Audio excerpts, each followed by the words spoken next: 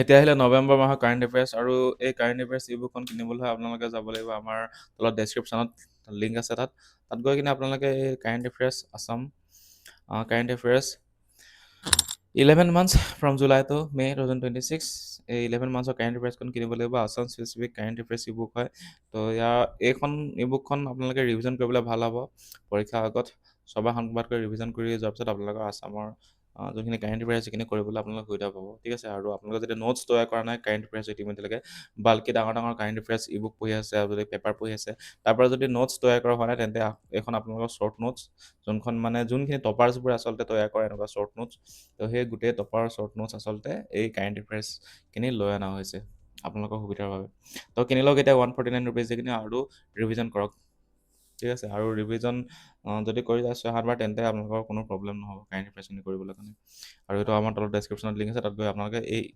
Current এফেয়াৰ্ছখন কিনিব পাৰিব আমাৰ ৱেবছাইটত ভিজিট কৰি নহ'লে আপোনালোকে লিখিব পাৰে যে bdcoaching.in ঠিক আছে bdcoaching.in যদি চাৰ্চ কৰে তেতিয়াও আমাৰ ৱেবছাইটটো খোল খাই যাব তাৰপিছত আপোনালোকে এই বুকখন পাৰ্চেছ কৰিব পাৰিব তলত গৈ কিনি তেতিয়া আমি নেলি মাছাকাৰ এইটো চাই লওঁ নেলিৰ হত্যাকাণ্ডৰ বিষয়ে কোৱা হৈছে এইটো প্ৰথমবাৰলৈ মানে ৰাজহুৱা কৰাৰ সিদ্ধান্ত লৈছে আছাম কেবিনেটে তো এই নেলি হত্যাকাণ্ড হৈছিল 1983 মনত ৰাখিবলগীয়া কথা 1983 হৈছিল এই ভাইলেঞ্চটো আৰু তাত এখন কমিশ্যন বহিছিল তিৱাৰী কমিশ্যন আৰু সেই তিৱাৰী কমিশ্যনৰ যোনটো ৰিপৰ্ট তৈয়াৰ কৰিছিল সেই ৰিপৰ্টটো মানে নৱেম্বৰ মাহৰ 2025 চনত এছেম্বলিয়ে মানে কি ডিছক্ল'জ কৰিম বুলি ঘোষণা কৰিছিল ঠিক আছে আৰু এইটো মানে প্ৰথমবাৰলৈ ৰাজহুৱা কৰা হ'ব মানে 42 yearsৰ পিছত তাত নেক্সট আহি গ'ল আছাম এক্সক্লুডেড ফ্ৰম SIR তো এইটো কি হয় এক্সক্লুডেড ফ্ৰম SIR এইটো আচলতে যোনটো সংশোধন কৰা হয় সংক্ষিপ্ত সংশোধন কৰা হয় সেইটো আচলতে SIR হয় ইলেকশ্যনৰ আগত তো এইটো ইমান ইম্পৰ্টেণ্ট নহ'ব ইয়াৰ পিছত বহুত ইলেকশ্যনৰ নিউজ আছে সেইখিনি আমি চাম তো নেক্সট আৰু স্পৰ্টছ ইকনমি অফ আছাম আছামৰ এই বৰ্ষাৰ পৰা যে ষ্টেডিয়ামখনক মানে ৰাজস্থান ৰয়েলছ যোনটো IPL টীম হয় তাৰ হোম গ্ৰাউণ্ড হিচাপে লৈছিল সেইটো কথাই মেনশ্যন আছে তাৰপিছত আছামিজ স্পীকিং পপুলেশ্যন তো আছামিজ স্পীকিং পপুলেশ্যনৰ ওপৰত কাৰেণ্ট এফেয়াৰ্ছ আছিল যে 59.53 আছামিজ স্পীকিং পিপল আছিল 1971ত আৰু এতিয়া কমি 46% হৈছেগৈ টোটেল পপুলেশ্যনৰ 46%হে এতিয়া অসমীয়া কয় 2021 চনত ৰিপৰ্ট মতে তো বহুত বেয়াকৈ ডিক্লাইন হৈছে আৰু সেইটো বাবে কি কৰিছে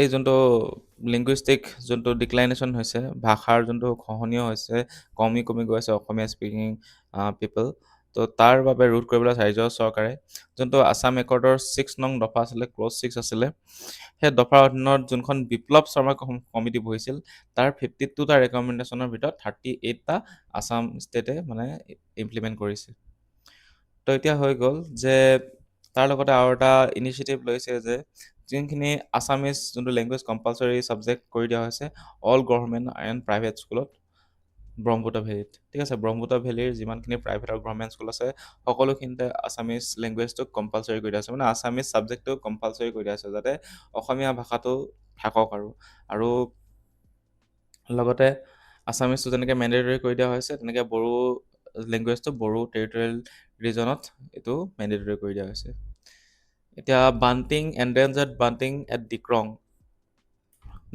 চৰাইত বান্টিং যোনটো বান্টিং বুলি কয় এই বান্টিং চৰাইটো মানে IUCN ষ্টেটাছ হয় এণ্ডেঞ্জাৰ্ড ঠিক আছে সেই ক্ৰিটিকেলি এণ্ডেঞ্জাৰ্ড য়েল্ল' ব্ৰেষ্টেড বান্টিং সেইটো ক'ত পাইছে ডিক্ৰং ৰিভাৰৰ ওচৰত দেখা গৈছে আৰু ডিক্ৰং ৰিভাৰ ক'ত আছে লখিমপুৰ ডিষ্ট্ৰিক্টত নিয়েৰ পকাদল ঠিক আছে লখিমপুৰ ডিষ্ট্ৰিক্টত ডিক্ৰং ৰিভাৰ আছে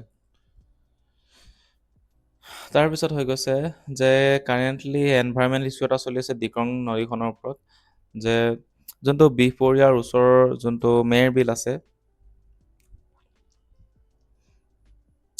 মেৰ বিল নিয়েৰ বিহপুৰীয়া তো তাত যোনটো ডিক্ৰং নদীৰ মানে শুকাই গৈ আছে সেই এৰিয়াডোখৰ ওচৰত কিহৰ কাৰণে শুকাই আছে এইটো মানে ধৰা হৈছে যে যোনটো পানীৰ হাইড্ৰ' ইলেক্ট্ৰিক ডেম আছে অৰুণাচল প্ৰদেশত তাৰ বাবে ইয়াৰ ডিক্ৰং নদীৰ পানী শুকাইছে বুলি এটা এনভাইৰমেণ্টেল কনচাৰ্ণ এটা হৈছে তাৰপিছতে গ'ল টেক্স অন দ্য ৰৈ বিনালে। এতিয়া ৰৈ বিনালে এখন ইম্পৰ্টেণ্ট কথা বোলছবি চলচ্চিত্ৰ হয়, কাৰণ ৰৈ বিনালে জুবিন গাৰ্গে আমাৰ লেট ছিংগাৰ, মানে আমাৰ লিজেণ্ডৰী ছিংগাৰ জুবিন গাৰ্গে তেখেতৰ লাষ্ট মুভি, য'ত তেখেতে কি কৰিছে, শ্বুটিং কৰিছে, ঠিক আছে।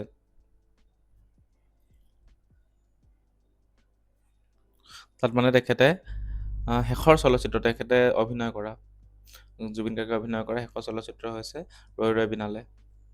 আৰু তাৰ যিমানখিনি GST ৰেভিনিউ উঠিব এই ৰৈ বিনালেৰ পৰা গোটেইখিনি ট্ৰান্সফাৰ কৰা হ'ব ক'ত, এই কলাগুৰু আৰ্টিষ্ট ফাউণ্ডেশ্যনত। তাৰপিছত ডিটেইলছ অফ APSC কেণ্ডিডেটছ।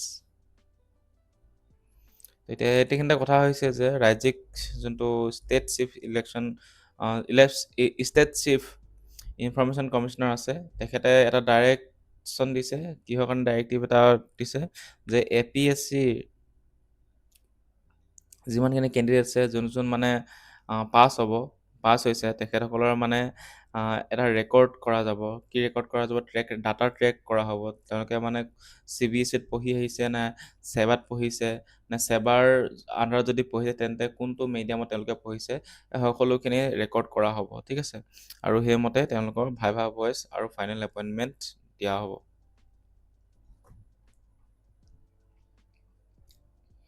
তাৰপিছত ফাৰ্ষ্ট ফুল্লি ডিজিটেল চেঞ্চাছ, প্ৰথমটো সম্পূৰ্ণ ডিজিটেল লোকপিয়ল। A pretest for the census of 2027, which is slated to be India's first fully digital census, is being conducted in coordination with the Assam government. গতিকে ভাৰতৰ প্ৰথমটো যোনটো digital লোকপিয়ল হ'বলগীয়া আছে 2027 চনত, সেইটো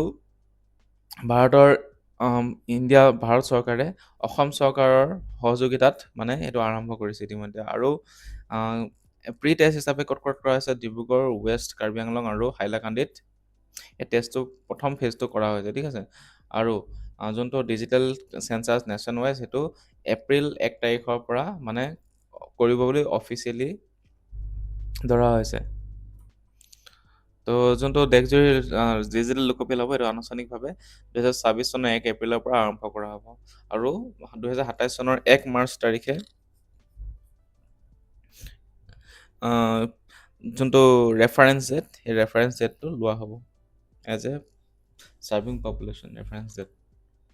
তাৰপিছত ডক্টৰ ভূপেন হাজৰিকাৰ নেশ্যনেল এৱাৰ্ড 2025 চনৰ এই বঁটা কোনে কোনে পাইছে, তাত 51,000 দিছে। আৰু সেইটো গুৱাহাটীত কিহৰ উপলক্ষে আছিলে? বাৰ্থ চেণ্টিনেৰী, মানে ভূপেন হাজৰিকাৰ শতবাৰ্ষিকী জন্মদিন হিচাপে মানে দিয়া হৈছিলে এই এৱাৰ্ডটো, ঠিক আছে। আৰু 2025 চনৰ এই ডক্টৰ ভূপেন হাজৰিকাৰ নেশ্যনেল এৱাৰ্ড কোনে কোনে পাইছে, তেওঁলোকৰ নামকেইটা তলত আপোনালোকে পঢ়ি চাব। প্ৰথমটো হৈছে মীমা দেৱী, মণিপুৰৰ হয়। LR চাইলম, মিজোৰাম। চিৰিয়ে টগে থংচি, অৰুণাচল প্ৰদেশ। তাৰপিছত প্ৰফেচৰ ডক্টৰ ডেভিড R চাইমিলা, মেঘালয়ৰ হয়। আৰু অসমৰ মন্তব্য ডক্টৰ সূৰ্যকান্ত হাজৰিকা আৰু ৰজনী বৰচুমতাৰী, তেখেত হৈছে অসমৰ, ঠিক আছে। দুগৰাকী অসমৰে পাইছে। তাৰপিছত আৰু এটা কথা কৈছে যে এই যোনটো মানে প্ৰগ্ৰাম হৈছিলে, সেই নেশ্যনেল এৱাৰ্ড মানে ভূপেন হাজৰিকা নেশ্যনেল এৱাৰ্ড দিয়া প্ৰগ্ৰাম, তাত মানে এটা Bhupen Hazarika cultural foundation establish কৰিব বুলি ঘোষণা কৰা হৈছিল, যাতে তেখেতৰ লিগেচি আৰু যোনটো এইটো ফাণ্ড ৰিজন এডুকেশ্যনৰ কাৰণে, ঠিক আছে, আৰু ফাণ্ড ৰেইজ কৰিবৰ কাৰণে, আৰু তেখেতৰ যাতে লিগেচিসমূহ ডকুমেণ্ট কৰি থ'ব পাৰে, তাৰ বাবে এটা Bhupen Hazarika cultural foundation establish কৰা হৈছে।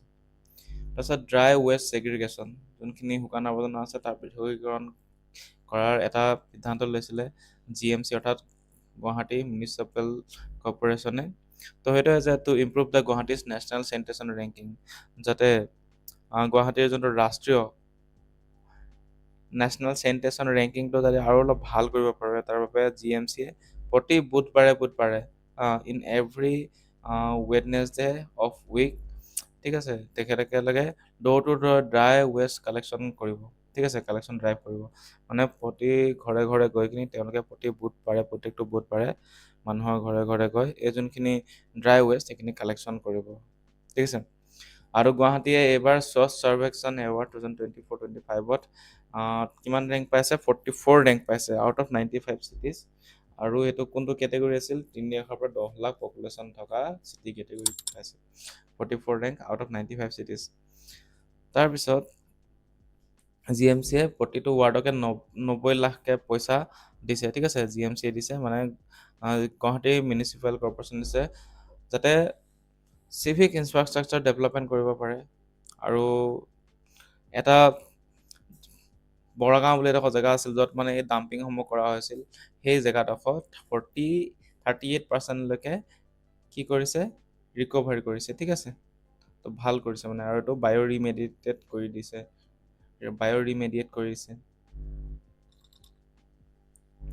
Assam agri economy, Assam agri ইকনমিৰ ভিতৰত আছে অসমৰ যোনখিনি কৃষিয়ে কি কৰিছে, এই খেতি চপোৱাৰ পিছতো মানে 30%লৈকে লছ হৈছে মানে, ঠিক আছে। কিহৰ কাৰণে হৈছে? এইটো মইশ্চাৰ যাতে মিছমেনেজমেণ্ট হৈছে, মানে জলীয় বাষ্পৰ যোনটো মিছমেনেজমেণ্ট মেনেজ ভালদৰে কৰিব পাৰে, সেইটো কাৰণে পষ্ট হাৰ্ভেষ্ট লছ হৈছে। মানে খেতি চপোৱাৰ পিছতো মানে 30% লৈকে লছ হৈছে কোনো কোনো জেগাত অসমৰ। কিহৰ কাৰণে হৈছে সেইটো?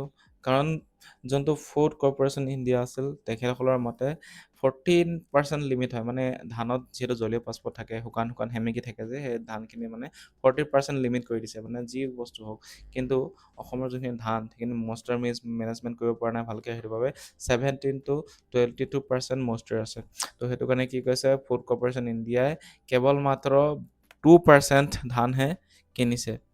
আৰু সেইবাবে কৃষকসকলে বাকী ধানখিনি কি কৰিব? এতিয়া কম দামতে বিক্ৰী কৰি দিব লগা হৈছে, অৰ্থাৎ লছত চলিছে, 30%লৈকে লছ হৈছে। তাৰপিছত আছাম এগ্ৰিকালচাৰ ইউনিভাৰ্চিটি সেইকাৰণে কিছুমান অল্টাৰনেটিভছ, মানে ইয়াৰ বিকল্প হিচাপে যাতে আৰু মইশ্চাৰ মেনেজমেণ্ট ভালদৰে কৰিব পাৰে, তাৰ বাবে কিছুমান প্ৰণালী, নতুন আধুনিক যাতে প্ৰণালীৰ কিছুমান প্ৰেক্টিচিং কৰি আছে। তো তাৰ ভিতৰত এটা হৈছে হাৰ্মেটিক ষ্ট'ৰেজ বেগছ আৰু ছ'লাৰ বাবল ড্ৰায়াৰ্ছ, যাতে এই ৰিজনেল লছসমূহ কভাৰ আপ কৰিব পাৰে, কমাব পাৰে, ৰখাব পাৰে। তাৰপিছত নিউ চেয়াৰপাৰ্চন, এপি চেয়াৰপাৰ্চন, তেতিয়া প্ৰভাতী থামছাও আছিল, এতিয়া প্ৰভাতী থাউচেণ্ড নহয়, এতিয়াও বেলেগ। জানুৱাৰী মাহত আকৌ চেঞ্জ হ'ল। এইটো কোন হ'ল আপোনালোকে চাই ল'ব। তেখেত আছে দেৱৰাজ উপাধ্যায়, এতিয়া বৰ্তমানজনৰ নাম। তাৰপিছত 93rd air force day, 93rd air force day celebration কৰা হৈছিল অসমত। তো এই যোনটো 2025 চনৰ বায়ুসেনা দিৱস আছিলে, তাৰ উদযাপন কৰা হৈছিল। আৰু এই উদযাপনত মানে অপাৰেশ্যন সিন্দুৰ যোনটো কৰা হৈছিল, পাকিস্তানৰ বিৰুদ্ধে অপাৰেশ্যন সিন্দুৰ হৈছিল, তাত বায়ুসেনাৰ যি ভূমিকা, তাৰ ওপৰত গভীৰভাৱে মানে তাক মানে কি কৰা হয়, দেখুওৱা হয় আৰু, ঠিক আছে, আলোকপাত কৰা হয়। আৰু এই যোনটো দেখুওৱা হৈছিল অপাৰেশ্যন সিন্ধু, বায়ুসেনাক, এই যোনটো বায়ুসেনাই অপাৰেশ্যন সিন্ধুত যিমানখিনি ভূমিকা গ্ৰহণ কৰিলে, সেইটো মানে এই ইভেণ্টত মাৰ্ক কৰা হয়, ঠিক আছে। আৰু MiG-21 যোনখন ফাইটাৰ জেট আছিলে, সেই MiG-21 ফাইটাৰ জেটখনকো ইয়াতেই অফিচিয়েলি বাই বাই দি দিয়ে, অফিচিয়েলি ফেয়াৰৱেল দিয়া হয়। আৰু a major aerial display in Guwahati on November 9, 2025। তো 2025 চনৰ নৱেম্বৰ 9 তাৰিখে গুৱাহাটীত এটা বিশাল বিমান প্ৰদৰ্শনী দেখুওৱা হয়। আৰু এই প্ৰদৰ্শনীত যোনখন তেজাছ, এখন ফাইটাৰ জেটছ হয়, সেইটো লাচিত বুলি কল নেম হিচাপে, মানে কি, ফাইটাৰ জেটখনৰ নাম হৈছে তেজাছ, কিন্তু তাত মানে লাচিত হিচাপে তেওঁৰ নামটো লৈছে লাচিত কল চাইন, হা। তো তেনেকৈ এখন প্ৰদৰ্শনী কৰা হয়। লগতে বয়িং AH-64 আপাচি হেলিকপ্টাৰ যোনখন আছে, সেইখনৰ নাম দিছিল ৰাইন'চিৰছ।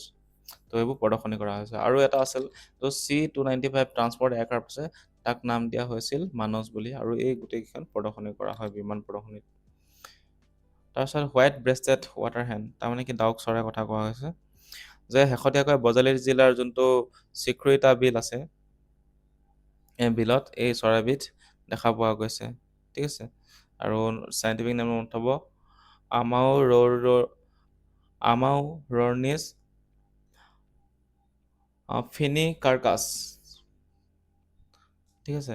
এইটো নাম মনত হ'ব, আমাউৰনিছ ফিনিকাৰাছ। তো এইটো ডাউক চৰাই। তাৰপিছত এই যোনটো ডাউক চৰাইবিধ আহিছে চৰাইবোৰ, তো সেইটো এটা এনভাইৰমেণ্টেল ইক'লজিকেল এটা ইণ্ডিকেটৰ দিছে। কি দিছে? যে এই বিলসমূহত হেল্থি কোৱালিটি ৱাটাৰ পোৱা যায়, ভাল ভেজিটেশ্যন কভাৰ আছে, ঠিক আছে, আৰু লগতে ল' ডিষ্টাৰবেঞ্চ এনভাইৰনমেণ্ট আছে, ঠিক আছে। তো সেইটো কাৰণে ইয়াত চৰাইবোৰ আহিছে। আৰু আমচাং ৱাইল্ড লাইফ চেঞ্চুৰী, এইটো এটা মেজৰ মানে কনচাৰ্ণ হৈছে, ইক'লজিকেল ষ্ট্ৰেছ কিছুমান আহিছে। তো আমচাং ৱাইল্ড লাইফ চেঞ্চুৰী কোন ডিষ্ট্ৰিক্টত আছে? কামৰূপ ডিষ্ট্ৰিক্টত।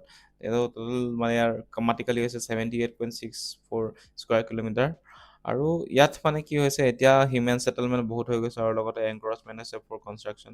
তো তাৰ বাবে মানে ইক'লজিকেল ডিষ্টাৰবেঞ্চ আহিছে।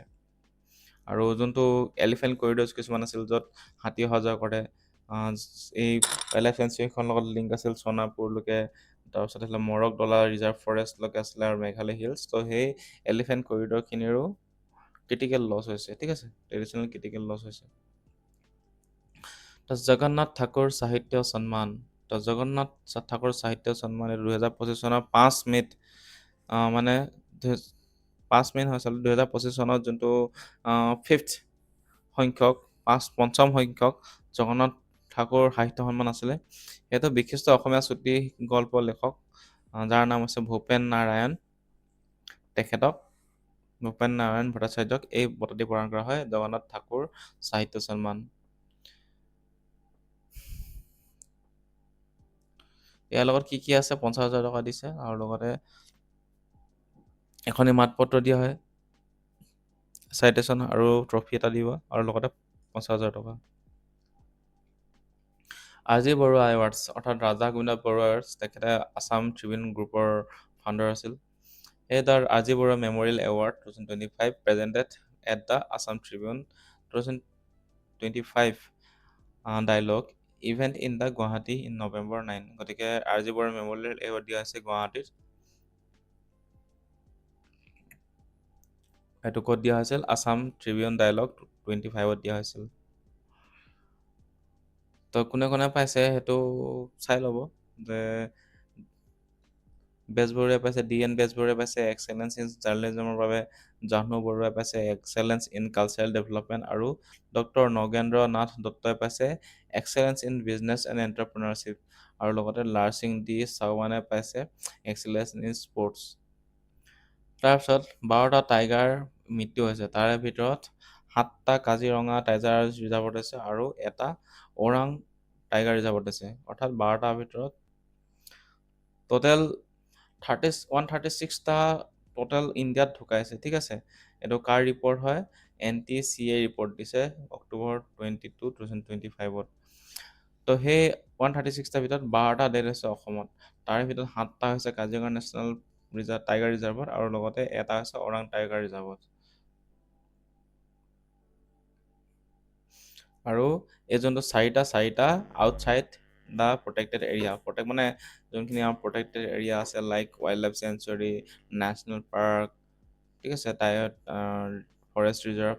তো সেই প্ৰটেক্টেড এৰিয়াত 8টা মৃত্যু হৈছে, 7টা কাজিৰঙা, এটা হৈছে ওৰাং টাইগাৰ ৰিজাৰ্ভত, আৰু লগতে 4টা বাহিৰত হৈছে, যোনখিনি মানে হিউমেন ছেটেলমেণ্টছ আছে, মানে বাহিৰত প্ৰটেক্টেড এৰিয়া য'ত নাই, মানে তাত হৈছে।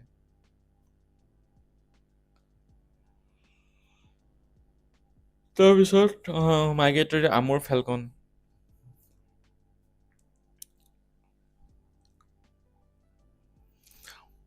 The migratory amur falcon have arrived to the winter season at their stopover in the Umrangso, located at the Nyorampani Forest Range, Dima Hasao. গতিকে ডিমা হাছাওৰ গৰমপানী বনাঞ্চলত অন্তৰ্গত উমৰাংচুত প্ৰব্ৰজনকাৰী আমুৰ ফেলকন চৰাই ঠাণ্ডা দিনৰ কাৰণে জিৰণিৰ বাবে উপস্থিত হৈছে। তো এইটো যিহেতু নৱেম্বৰ মাহৰ কাৰেণ্ট এফেয়াৰ্ছ আছিল, তেতিয়া ঠাণ্ডা দিন আছিল। তো ইয়াৰ পিছত হৈ গৈছে যে bird watchers are recorded the first ever inland sighting of ruddy shell ducks and seagulls at the local NEEPCO water reservoir. গতিকে পক্ষী নিৰীক্ষকসকলে স্থানীয় যোনটো নিপকো জলভাণ্ডাৰ আছে, তাত প্ৰথমবাৰৰ বাবে যোনটো ৰাডি চেল ডাক্স আৰু লগতে চিগাল, এই চৰাই দুবিধক মানে দেখিছে, আৰু ঠিক আছে, প্ৰত্যক্ষ কৰিছে। তাৰপিছত হৈ গ'ল to ensure the safe passage For the Falcons, uh, the local district magistrate has issued strict enforcement order against the poachers, invoking the section 163 of the BNSS 2023. গতিকে যোনটো ফেলকন চৰাইসমূহ আছে সেইবোৰ যাতে নিৰাপদ, যোনটো অহা যোৱা কৰাটো যাতে নিৰাপদটো নিশ্চিত কৰিব পাৰে, যাতে কোনো যাতে স্বীকাৰ নকৰে, তাৰ বাবে যোনটো স্থানীয় DC আছে, দণ্ডাধীশ আছে, তেখেতে মেজিষ্ট্ৰেট আছে, তেখেতে BNSS 2023 যোনটো 163 নম্বৰ ধাৰা আছে সেইটো প্ৰয়োগ কৰি চোৰাংচকাৰীসকলক বিৰুদ্ধে যুঁজিবলৈ কঠোৰ নিৰ্দেশনা জাৰি কৰিছে। তাৰপিছত Assam state bird at risk. আছামৰ ষ্টেট বাৰ্ড কি হয়? এইটো হৈছে হোৱাট উইন উদ্দাক, অৰ্থাৎ দেওহা। গতিকে এই যোনটো অসমৰ দেওহা আছে তাৰ সংখ্যা কমি কমি গৈ আছে, ব্যাপক হাৰত হ্ৰাস হৈছে, মেচিভ ডিক্লাইন হৈছে। কিয় পাব? আৰু যিহেতু 1990 চনত 350টা আছিল, বৰ্তমান 200টাতকৈ কম আছে দেওহা অসমত, কিন্তু কিমান 250তকৈ ওপৰ আছিল 1990। তাৰপিছত the species only major remaining habitat stronghold in the is the upper Dihing in the Tinsukia district, not important. তাৰপিছত যে যোনটো PMEGP আছে আৰু লগতে আত্মনিৰ্ভৰ ভাৰত আছে, তেনেকুৱা ধৰণৰ আঁচনিবোৰে কি কৰিছে, বৰ্তমানৰ যোনটো ব্যৱস্থাসমূহ কৰা হৈছে যাতে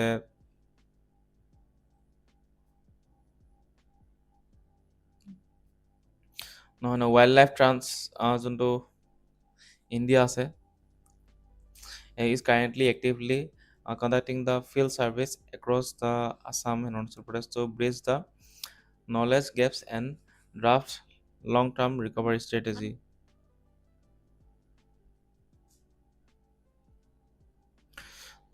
যোনটো WTI আছে তেখেতসকলে মানে আসাম আৰু অৰুণাচলত কিছুমান ছাৰ্ভে চলাই আছে বুলি কৈছে, ঠিক আছে।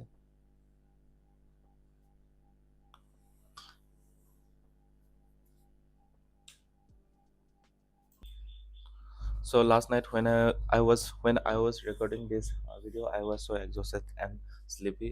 So মুখৰ পৰা বেলেগ এটা ৱৰ্ড ওলাই গৈছিলে, তো এতিয়া আজি আকৌ ৰেকৰ্ডিং কৰিছোঁ দিনত সুস্থভাৱে।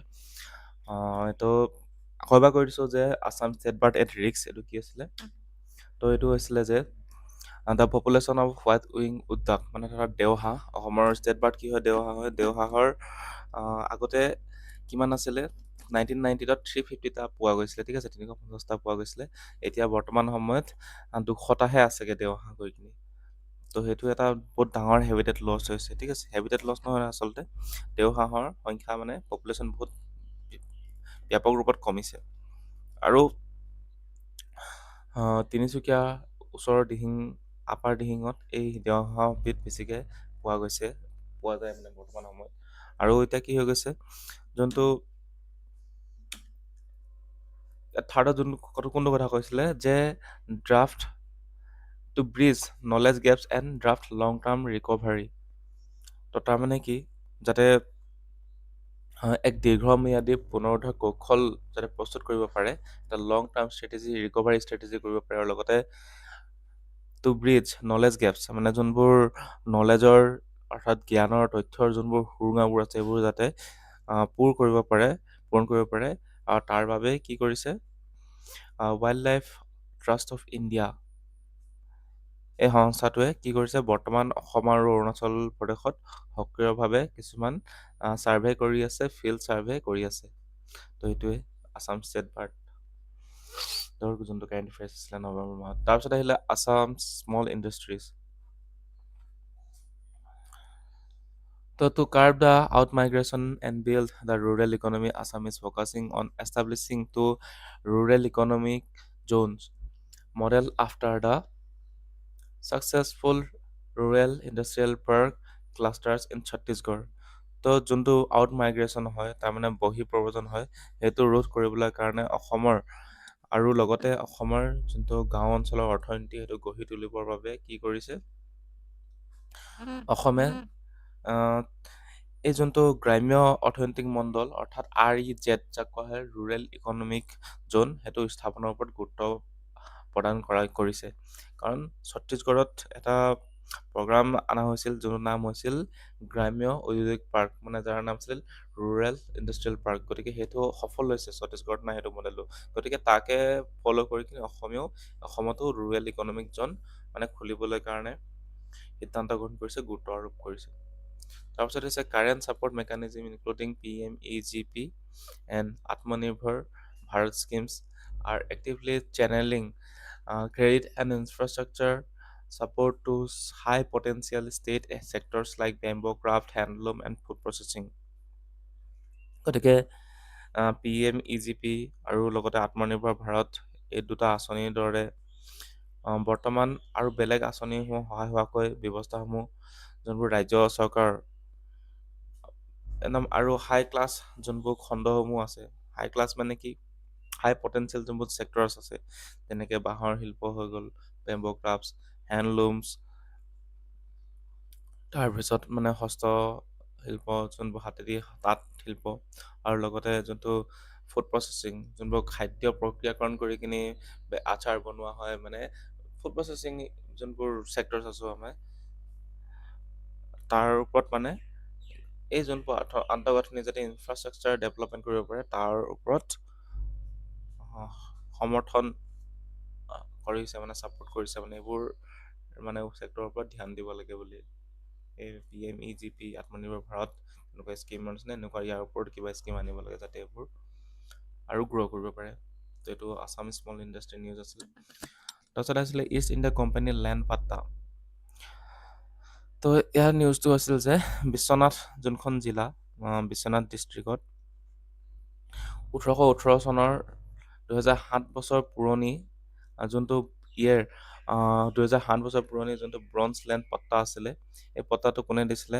ব্ৰিটিছসকলে দিছিলে। ঠিক আছে, এইটো মানে বৰ্তমান সময়ত কি কৰিছে, বন্ধ কৰি দিয়া হৈছে। ঠিক আছে, চিজ কৰি দিয়া হৈছে, আৰু এইটো কি কৰিছে, জব্দ কৰিছে মানে পুলিচে। এইটো ব্ৰঞ্জ লেণ্ড পট্টা দিয়া হৈছিল, মানে ব্ৰঞ্জ লেণ্ড পাট্টা প্লেটছ দিয়া আছিল 1880ত। কোনে দিছিল? ব্ৰিটিছ ইষ্ট ইণ্ডিয়া কোম্পানী দিছিল। ঠিক আছে, তো এইটো পুলিচে জব্দ কৰিছে। কিহৰ কাৰণে কৰিছে এইটো চাই লওঁ আমি। যোনটো recovery by the police alerted the state directorate of archaeology highlighted an active and ongoing issue with the heritage trafficking and illegal antique smuggling in the northeast.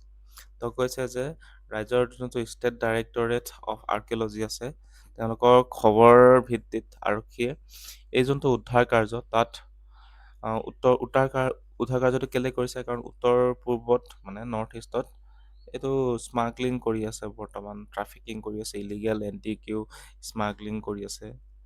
তো সেই ঘটনাবোৰ মানে পোহৰলৈ আহিছে, আৰু সেইবাবে এই ষ্টেট ডাইৰেক্টৰেট আৰ্কিঅলজিয়ে খবৰ দিছে, আৰু শেষভাৱে এই 2007 বছৰীয়া পুৰণি অল্ড ব্ৰঞ্জ লেণ্ড পাট্টাসমূহ এইবোৰ মানে কি কৰিছে, জব্দ কৰিছে পুলিচে। সেইবোৰ মানে লৈ গৈ কিনি কি আৰু বহুত দামত মানে কি কৰিব, কি কয় এইটো, অকশ্যন কৰিব, তো তেনেকুৱা মানে স্মাগলিং কৰিব। তো এইটো 2007 বছৰীয়া পুৰণি 1818 চনৰ এইটো অল্ড ব্ৰঞ্জ লেণ্ড পাট্টা প্লেটছ। এইটো সুধিব পাৰে, কুৱেশ্যন আহিব পাৰে যে অল্ড ব্ৰঞ্জ পাট্টা প্লেটছবোৰ কোনে দিছিল? ব্ৰিটিছে দিছিল, মোগলে দিছিল, আহোমে দিছিল, কছাৰীসকলে দিছিল, কোচসকলে দিছিল, তেনেকুৱা কুৱেশ্যন আহিব পাৰে। ব্ৰিটিছসকলে দিছিল, তো তেনেকুৱা কুৱেশ্যন আহিব পাৰে। তো এনেকুৱা জানিব লাগিব। নৃত্য পৰ্ব 2025। তো সেইটো চাই লওঁ যে এইটো ইমান ডাঙৰ নিউজ নহ'লেও আমি জানিবলগীয়া কথা চব চাই যাব লাগে কাৰেণ্ট এফেয়াৰ্ছ এফালৰ পৰা। The Sattriya Kendra in Guwahati hosted the annual 4-day Nritya Parba 2025 and thereafter theatre from the November 15 to 18। তাৰপিছত আহিলে the 2025 festival uniquely celebrated the 25th Anniversary of the Satriya official recognition as a major Indian classical dance and was dedicated to the birth centenary of the Dr. Bhupen Hajarika. গতিকে আমি ইয়াত এটা কথা জানিব লাগে যে সত্ৰীয়া ডেন্সটো এটা ক্লাছিকেল ডেন্স হয়, ঠিক আছে, এটা ইণ্ডিয়ান ক্লাছিকেল ডেন্স। তাৰপিছত son of the soil award, son of the soil award তো কোনে দিছে? The fifth biennial son of the soil award, biennial মানে দুবছৰ মূৰে মূৰত দিয়া হয়। The Son of the Soil Award 2025, organized by the Care Luit, was held in Tezpur and attended by the Union Minister Sarvananda Sonowal. গতিকে care লুইটৰ দ্বাৰা আয়োজিত এই যোনটো পঞ্চম দ্বিবাৰ্ষিক আচলতে 2 বছৰ মূৰে মূৰে হয় চন অফ দ্য ছইল এৱাৰ্ড 2025, এইটো তেজপুৰত অনুষ্ঠিত হয় আৰু তাত কেন্দ্ৰীয় মন্ত্ৰী সৰ্বানন্দ সোণোৱাল উপস্থিত থাকে আৰু লগতে 2025 বৰ্ষৰ যোনটো জীৱনজোৰা মানে লাইফ টাইম এচিভমেণ্ট এৱাৰ্ড কাক কাক দিয়া হৈছে? অৰুণাথক দিয়া হৈছে কলায়ন সংস্কৃতিৰ কাৰণে। তাৰপিছত তেখেতে পাইছে, ৰবিয়ে পাইছে মিডিয়াৰ কাৰণে, সংবাদৰ কাৰণে। তাৰপিছত মইনুদ্দিন আহমেদে পাইছে স্পৰ্টছ, লক্ষ্মী বৰুৱা পাইছে এণ্টাৰপ্ৰেনাৰশ্বিপ। আৰু তাৰপিছত সীমান্ত বৰদলৈ পাইছে কিহৰ কাৰণে? ৰাজহুৱা সেৱা, ছ'চিয়েল পাব্লিক ছাৰ্ভিচ কাৰণে। তো শিক্ষাৰ ক্ষেত্ৰত মানে নিয়ন্ত্ৰণ প্ৰয়াসৰ বাবে দুজনে পাইছে, এগৰাকী হৈছিল ডক্টৰ অলকা শৰ্মা আৰু এটা ফাউণ্ডেশ্যনক দিয়া হৈছে Akshar foundation for their ongoing work in education. তাৰপিছত new frog species and any, তো 13বিধ নতুনকৈ কি পোৱা গৈছে? 13বিধ ভেকুলী প্ৰজাতি পোৱা গৈছে, ঠিক আছে, উত্তৰ পূৰ্বত নতুন ভেকুলী প্ৰজাতি। তো যোনটো wildlife institute of India আছে, আই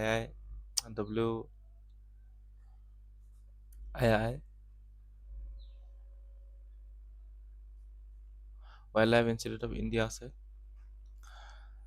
তাৰ যোনটো ৰিচাৰ্চাৰসকল আছিল তেওঁলোকে মানে কি কৰিছে, উত্তৰ পূৰ্বত 13বিধ নতুন বুছ ফ্ৰগ স্পেচিছ পাইছে, যাক কোৱা হৈছে ৰাউৰচেষ্টিছ। আৰু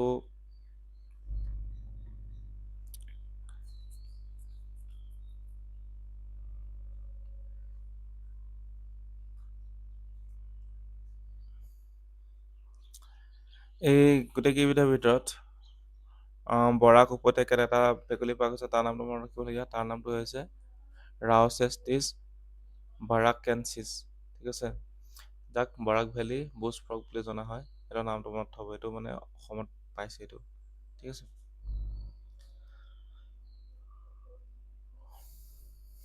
তাৰপিছত নেক্সট আমি এতিয়া ডিচেম্বৰ মাহখিনি চাম।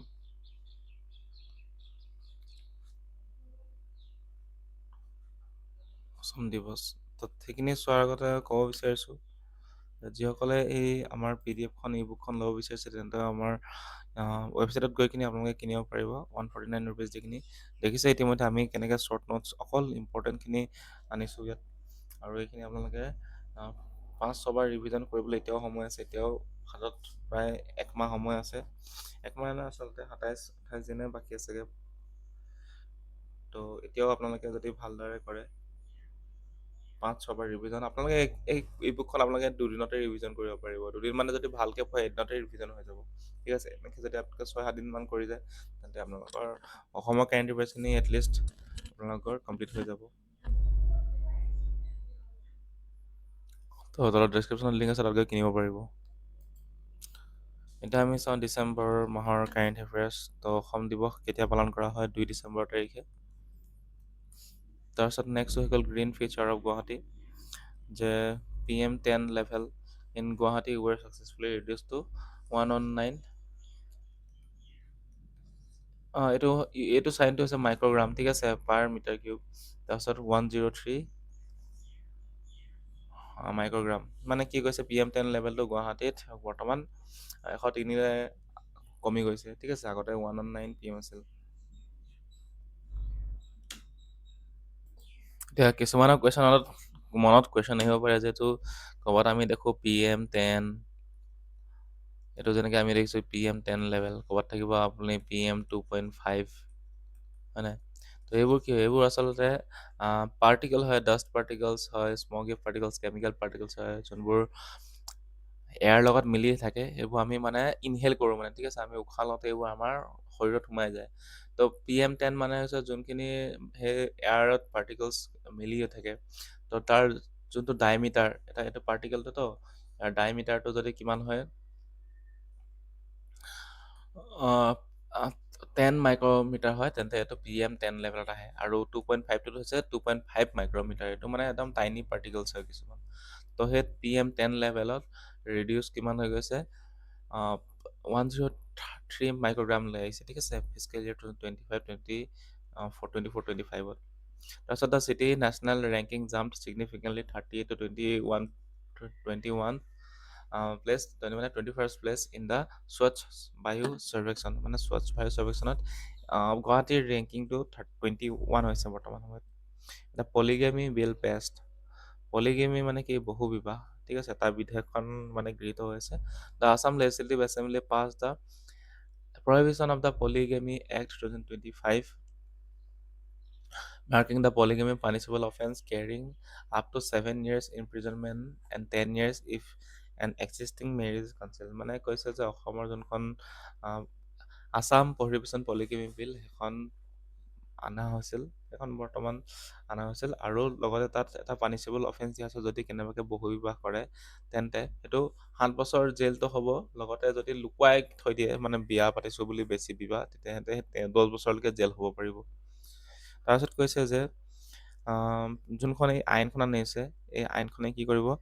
যোনসকল মহিলা ক্ষতিগ্ৰস্ত হৈছে তাৰ বাবে ক্ষতিপূৰণটো বাধ্যতামূলক কৰিছে, ঠিক আছে? আৰু লগতে সেই যোনখন এক্টখন আহিছে, তো এইখন কিন্তু 6 চিডেল এৰিয়া, যেনেকে BTR, Bodoland territorial region, Karbi Anglong, Dima Hasao আৰু লগতে ST কমিউনিটিৰ মাজত প্ৰযোজ্য নহ'ব, ঠিক আছে?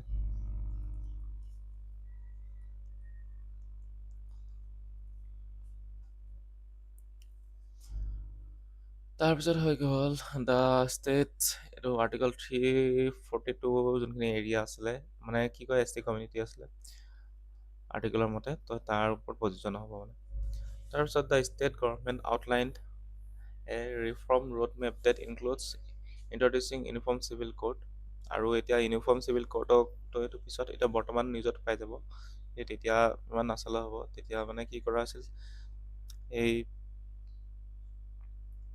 UCC অনাৰ কথা কোৱা হৈছিল। আৰু তাত কোৱা আছিল যে ছোৱালীৰ বিবাহৰ বয়স 21 বছৰলৈকে বঢ়াই দিয়া হ'ব। আৰু লগতে য'ত নিকাহ হালালা আছে আৰু নিকাহ মোতা মেৰিজ আছে, সেইটোকো বেন কৰি দিম বুলি কোৱা হৈছিল মানে, ঠিক আছে? সেইটোকো খতম কৰি দিম বুলি কোৱা হৈছিল। তো ছোৱালীৰ বয়স 18ৰ পৰা 21 কৰা হ'ব। তো এইটো সেই সময়ত ডিচেম্বৰ মাহত এইটো নিউজ আছিল। আৰু এটা ৰিপৰ্ট প্ৰকাশ পাইছিল, কোনে কৰিছিল? The national family health survey কৰিছিল। তাৰ যোনটো এটা ডাটা অনুসৰি কি কৈছে, অসমত পলিগেমি যোনটো বহু বিবাহ, এইটো বৰ্তমান 2.4%লৈ কমি গৈছে। কিন্তু কৰিমগঞ্জ ডিষ্ট্ৰিক্টত বৰ্তমানত 4.2 হৈয়ে আছে, মানে কৰিমগঞ্জত অলপ তুলনামূলকভাৱে বিশ্বনাথ আৰু কৰিমগঞ্জ ডিষ্ট্ৰিক্টত অলপ বহু বিবাহটো অলপ বাঢ়ি আছে, 4.2 হৈছে। কিন্তু অসমত এনেই 2.4 হৈ আছে, ঠিক আছে? পাৰ্চেণ্ট ইমানখিনি মানুহে বিবাহৰ, মানে 100টাই যদি বিবাহ কৰিছে, অসমত যদি 100টা বিবাহ হৈছে, তেন্তে 2.4% মানে বহু বিবাহ হৈ আছে, ঠিক আছে? তো এইটোৱে। আৰু ইমানখিনিতো বুজি পাবই লাগিব, যদি আপোনালোকে APSC পৰীক্ষা নিচিনা এটা পৰীক্ষা দিবলৈ গৈ আছে। এইটো আৰু এক্সট্ৰাকে পাৰ্চেণ্টেজো এতিয়া বুজাব সময় নাই। তাৰপিছত হৈ গ'ল আছাম ৰাইন' মেনেজমেণ্ট।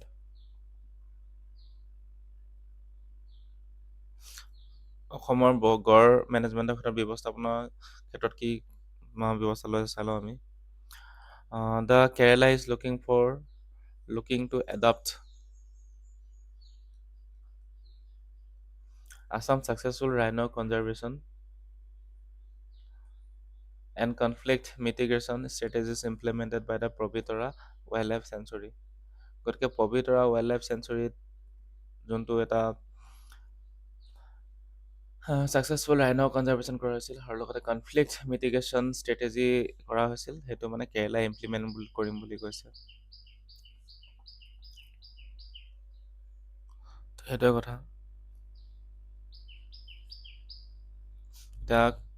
এতিয়া যোনখিনি হাতীয়ে মানে কি হয়, এই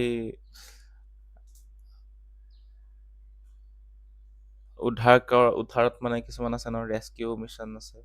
এই ৰেস্কিউ মিছনবোৰত মেনেজমেণ্টত যোনবোৰ হাতী সহায় কৰে, সেইটো নাম আছিলে কুমকি। ঠিক আছে, কুমকি হাতী, সেইটো মনত থ'ব নামটো। এই কি কৰে, the key strategies being studied include the deployment of train rescue elephant. এইটো ৰেস্কিউ এলিফেণ্টছ হয় কুমকি। ঠিক আছে, তো মানে কি কৈছে, অধ্যয়ন কৰা যদি যোনবোৰ মূল কৌশলসমূহ ষ্ট্ৰেটেজিসমূহ আছে, তাৰ ভিতৰত যোনবোৰ বন্যপ্ৰাণী আছে তাক নিৰাপদভাৱে নিয়ন্ত্ৰণ যাতে কৰিব পাৰে, আৰু লগতে যোনখিনি উদ্ধাৰকাৰী হাতী আছে, ৰেস্কিউ এলিফেণ্টছ আছে, কুমকি হাতী, তাৰ ব্যৱহাৰ কৰি যোনখিনি বনাঞ্চলৰ দাঁতিকাষৰীয়া গাঁৱত যাতে ৰেপিড ৰেছপন্স টিম স্থাপন কৰা, সেইটোৰ ওপৰতো মানে এইটো কি কৰা হ'ব, কেৰেলাই মানে ষ্টাডি কৰি আছে মানে। ঠিক আছে, ষ্টাডি কৰিব। মুঠতে আছাম ৰাইন' মেনেজমেণ্টটো এইটো মানে কেৰেলাই এইটো ইমপ্লিমেণ্ট কৰিছে, আৰু কেৰেলাই মানে ভাল পাইছে এইটো ছাকচেছফুলি যিহেতু হৈছে। পবিতৰা ৱাইল্ড লাইফ চেঞ্চুৰীত কৰা হৈছিল। তাৰপিছত লিগেলাইজিং বাফেলো ফাইটছ।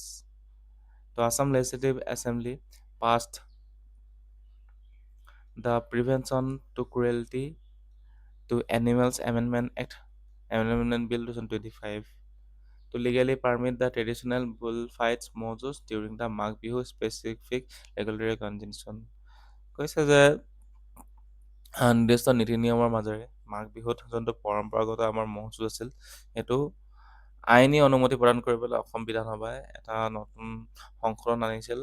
সেইটো নাম হৈছিল prevention of the cruelty to animals amendment bill 2025, যাতে এই ম'হ যুঁজটোক লিগেলাইজ কৰিব পাৰে। এই বিলখনত মানে এটা প্ৰভিজন ভৰাব। আৰু তাৰপিছত যোনটো এই পদক্ষেপ লৈছিল, এই পদক্ষেপটোৱে পেটা মানে কি হয়?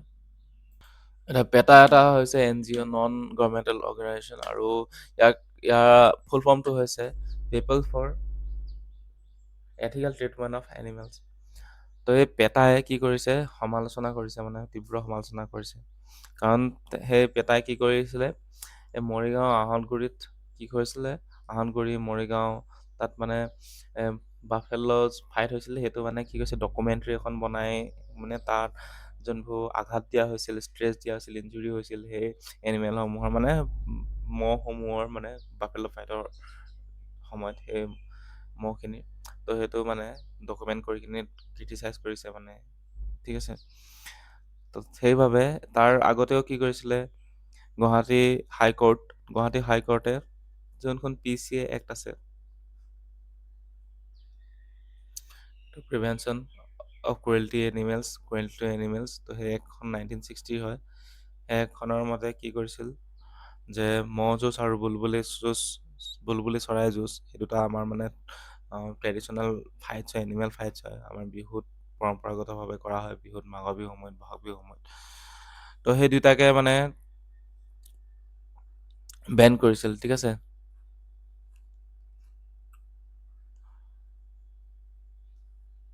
যোনখন মানে বেন মানে কি আছিল, এখন SOP অনা হৈছিল, অসম চৰকাৰে এখন SOP আনিছিল, আছাম গভৰ্ণমেণ্টে ডিচেম্বৰ 2023। এতিয়া মানে এই SOPখন কি বুলি কৈছিল, খাৰিজ কৰি দিছিল, মানে নহ'ব বুলি কৈছিল। কাৰণ এইটোৱে কি কৰে, যোনখন PCA এক্ট আছে তাৰ এগেইনষ্টত যাব বুলি কৈছিল। তো আছাম গভৰ্ণমেণ্টে মানে চেষ্টা চলাই আছে যে বুলবুলি চৰাই যুঁজ, ম'হ চৰাই যুঁজ, এইকেইটাক মানে যে লিগেলাইজ কৰাব পাৰে। বাট মানে হাইকোৰ্টে মানা কৰি থৈছে, আৰু এই এক্টখনৰ এগেইনষ্টত যাব বুলি কৈছে। কাৰণ মানে কি কৈছে, সুপ্ৰিম কোৰ্টে কৈছে যোনটো আমাৰ আৰ্টিকল 21, এইটো মানে এনিমেলৰ ক্ষেত্ৰতো প্ৰযোজ্য হয় বুলি কৈছে। কাৰণ তেওঁলোকে যাতে ৰাইট টু লাইফ পায়, যেনেকৈ আমি right to life and dignity পাওঁ, তাতে এনিমেলসকলেও ক'ব নাজানে যদিও তেওঁলোকে যাতে right to life and dignity পায়, তো তাৰ ওপৰত মানে বিশেষ গুৰুত্ব প্ৰদান কৰিছে। তো প্ৰেৰণা স্কিম, এই প্ৰেৰণা স্কিমৰ আণ্ডাৰত কি হ'ব, যোনখিনি SSLC ছেবাৰ ষ্টুডেণ্ট আছে আৰু CBSE যোনখিনি আদৰ্শ বিদ্যালয় CBSE ক্লাছ 10 ষ্টুডেণ্ট, তেওঁলোকে কি কৰিব, এই নৱেম্বৰ মাহৰ পৰা নৱেম্বৰ, ডিচেম্বৰ, জানুৱাৰী, ফেব্ৰুৱাৰী এই 4টা মাহ তেওঁলোকে 300 টকাকৈ পাব। ঠিক আছে, 300 টকাকৈ পাব। টোটেল 4 মাহৰ বাবে কিমান হ'বগৈ, 1200 টকা হ'বগৈ ন।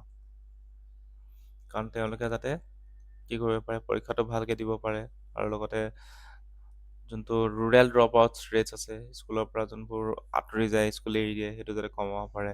আৰু লগতে যোনখিনি পাছ কৰিছে হায়াৰ ছেকেণ্ডেৰীত, মেট্ৰিকত যোনখিনি পাছ কৰে তাৰ যাতে পাৰ্চেণ্টেজ আৰু বেছিকৈ বঢ়াব পাৰে, পাছ percentage.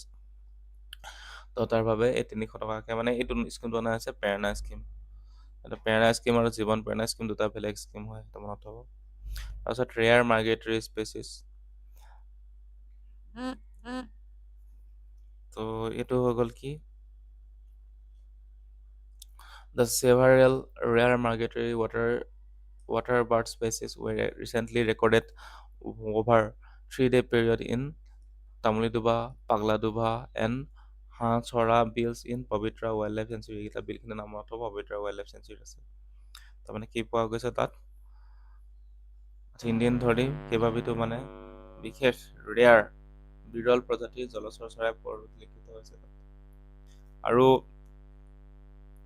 notable sighting reinforcing Assam's role in the Central Asian Flyway included the white-fronted goose, pied avocet, তাৰপিছত falcated duck, northern pintail, তাৰপিছত great crested grebe, তাৰপিছত common pochard and IUCN near-threatened ferruginous pochard। তো কি হৈছে বস্তুটো, যোনটো আমাৰ এইটো চেণ্ট্ৰেল এছিয়ান ফ্লাইৱে আছে, মানে পক্ষীবোৰ যোনটো বাটেৰে মানে পৰিভ্ৰমী চৰাইসমূহ অহা যোৱা কৰে, আকাশৰ যোনটো ৱেটো ফ্লাইটো, সেইটো আমাৰ চেণ্ট্ৰেল এছিয়ান ফ্লাইৱেত পৰে মানে। ঠিক আছে, তো সেই চেণ্ট্ৰেল এছিয়া ফ্লাইৱেসমূহৰ কাৰণে অসমৰ ভিতৰত এই চৰাইবিধৰ নাম অন্তৰ্ভুক্তি হৈছে মানে। ঠিক আছে, অসমত এই চৰাইকেইবিধ আহে আৰু তাত চেণ্ট্ৰেল এছিয়ান ফ্লাইৱেত এই চৰাইকেইবিধ আহে, নামটো প্ৰথম ইমান চৰাইৰ নাম নাহে পৰীক্ষাত। তাৰপিছত মানে এনেই নামবোৰ মনত থ'ব, এইবোৰ যোনবোৰ ডাক, পচাৰ্ড, পিনটেইল, গ্ৰীভ, পচাৰ্ড, গুজ, এইবোৰ মানে কি, এইবোৰ মানে চৰাইৰ নাম আৰু তেওঁলোকৰ দেই, সেইটো মনত থ'ব। Assamese book release, Padmashri awardee যাদৱ পায়েঙে এখন উন্মোচন কৰিছে। বুকখনৰ নাম হৈছে গুই, অৰণ্যৰ পৰা যুদ্ধক্ষেত্ৰলৈ। বুকখন কোনে লিখিছে, এখন লিখিছে গিৰিমল্লিকা শইকীয়াই, সেইটো মনত থ'ব। আৰু এইখন প্ৰথমখন মনোগ্ৰাফ, ফাৰ্ষ্ট মনোগ্ৰাফ যি লিজাৰ্ডৰ ওপৰত লিখা হৈছে আৰু ইণ্ডিয়ান ৰিজনেল লেংগুৱেজত লিখা হৈছে। ঠিক আছে, তাৰপিছত মনিটৰ লিজাৰ্ড, গুই কথা কোৱা হৈছে যে বৰ্তমান সময়ত অবৈধ বন্যপ্ৰাণী সৰবৰাহৰ তীব্ৰ ভাবুকিৰ সন্মুখীন হৈছে। মানে এইটো কি হৈছে, কাৰেণ্টলি যোনটো লিজাৰ্ডছ, এইটো গুইসমূহ কি হৈছে, high threats from illegal wildlife trade, আৰু লগতে সেইবাবে ইয়াক মানে হাইষ্ট প্ৰটেকশ্যন দিয়া হৈছে, যোনটো Schedule 1ত ৰখা হৈছে আমাৰ wild life protection act 1972 under, যোনখিনি মানে আমাৰ জীৱ জন্তু আছে তাৰ এই গুইক Schedule 1ত মানে হাইষ্ট প্ৰটেকশ্যন দিয়া হৈছে, যাতে এই গুইবোৰৰ যাতে চিকাৰৰ বিৰুদ্ধে যাতে কি কৰিব পাৰে, সৰ্বোচ্চ প্ৰটেকশ্যন দিব পাৰে। ঠিক আছে, চৰকাৰৰ দ্বাৰা। তাৰপিছত হৈ গ'ল এতিয়া জনজাতিকৰণ দিয়া হৈছিল, গ্ৰান্টিং ষ্টেটাছ। তো টাই আহোম, চুতীয়া, মৰাণ, মটক, কোচ ৰাজবংশী আৰু লগতে টি ট্ৰাইব, এই 6টা কমিউনিটিক কি কৰা হ'ব, ST ষ্টেটাছ দিয়া হ'ব। ঠিক আছে, এখন এটা 3 মেম্বাৰ গ্ৰুপ অফ মিনিষ্টাৰ্ছ বহিছিল, GOM যাক কোৱা হয়, হেড কৰিছিল ৰনজ পেগুৱে। তেখেতে এখন ৰিপৰ্ট ছাবমিট কৰিছিল, য'ত ST ষ্টেটাছ দিয়া কথা আছিল 6টা কমিউনিটি। ঠিক আছে, তাৰ ভিতৰত এতিয়া মানে 3টা থ্ৰীফল্ড ক্লাছিফিকেশ্যন চিষ্টেম আনিব বুলি কৈছিল। এটা হৈছিল ST প্লেইনছ, আগৰ নিচিনা থাকিব ST হিলছ, আৰু এটা নতুনকৈ এই 6টা কমিউনিটিক নতুনকৈ ST ভেলী, STV বুলি ভৰোৱা হ'ব। সেইটোৱে কথা কোৱা হৈছে। তো বৰ্তমানলৈকে এখন হোৱাগে নাই, ষ্টেটাছ পোৱা নাই, চলি আছে কথা বতৰা। তাৰপিছত ৰেডিকেল লিটাৰেচাৰ বেন, তো কি বস্তু হয় এইটো? যোনখিনি মানে কি হয় উগ্ৰবাদী সাহিত্য আছে তাক বেন কৰাৰ কথা আছিল, যে Assam government issued A notification on December 2025 invoking Section 98 of the BNSS 2023 ভাৰতীয় নাগৰিক সুৰক্ষা সংহিতাৰ Section 98 তাৰ আণ্ডাৰত completely banned to radical literature and jihadi literature, Jihadi আৰু ৰেডিকেল উগ্ৰবাদী লিটাৰেচাৰ সেইখিনি এই BNSS মানে ভাৰতীয় নাগৰিক সুৰক্ষা সংহিতাৰ 58তম মানে 98তম ধাৰা অনুসৰি এইখিনি সম্পূৰ্ণৰূপে নিষিদ্ধ কৰাৰ জাননী জাৰি কৰিছিল।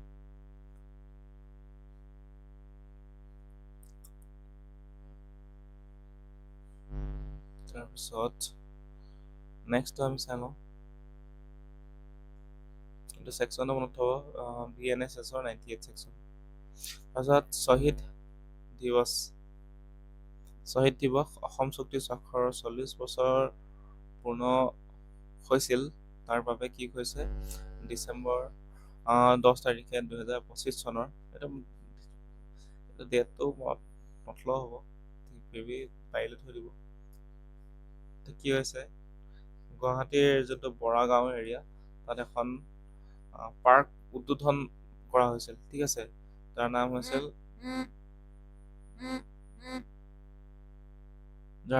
কি the Assam movement martyr memorial park.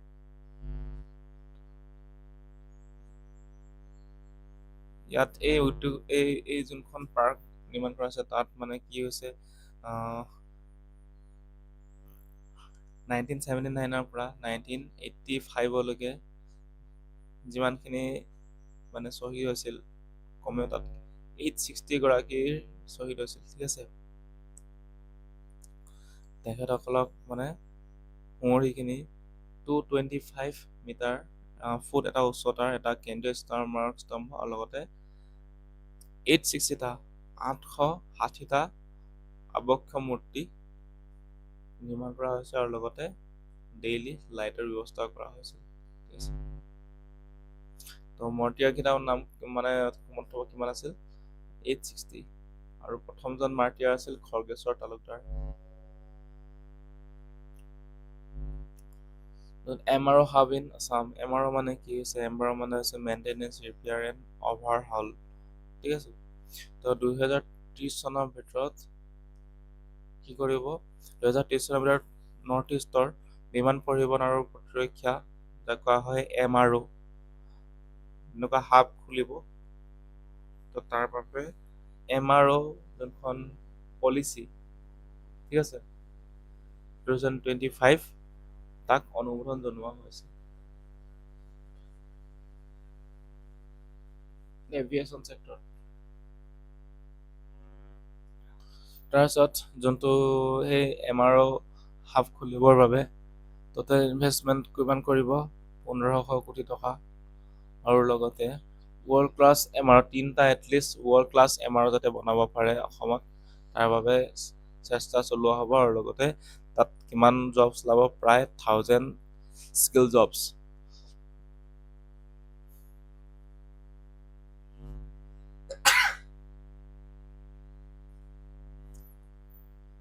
তাৰপিছত major fiscal incentive offer the investors including 25% capital subsidy up to 100 crore and 75% lease rental support for 3 years and specific employment grants like 50,000 for female transgender employees.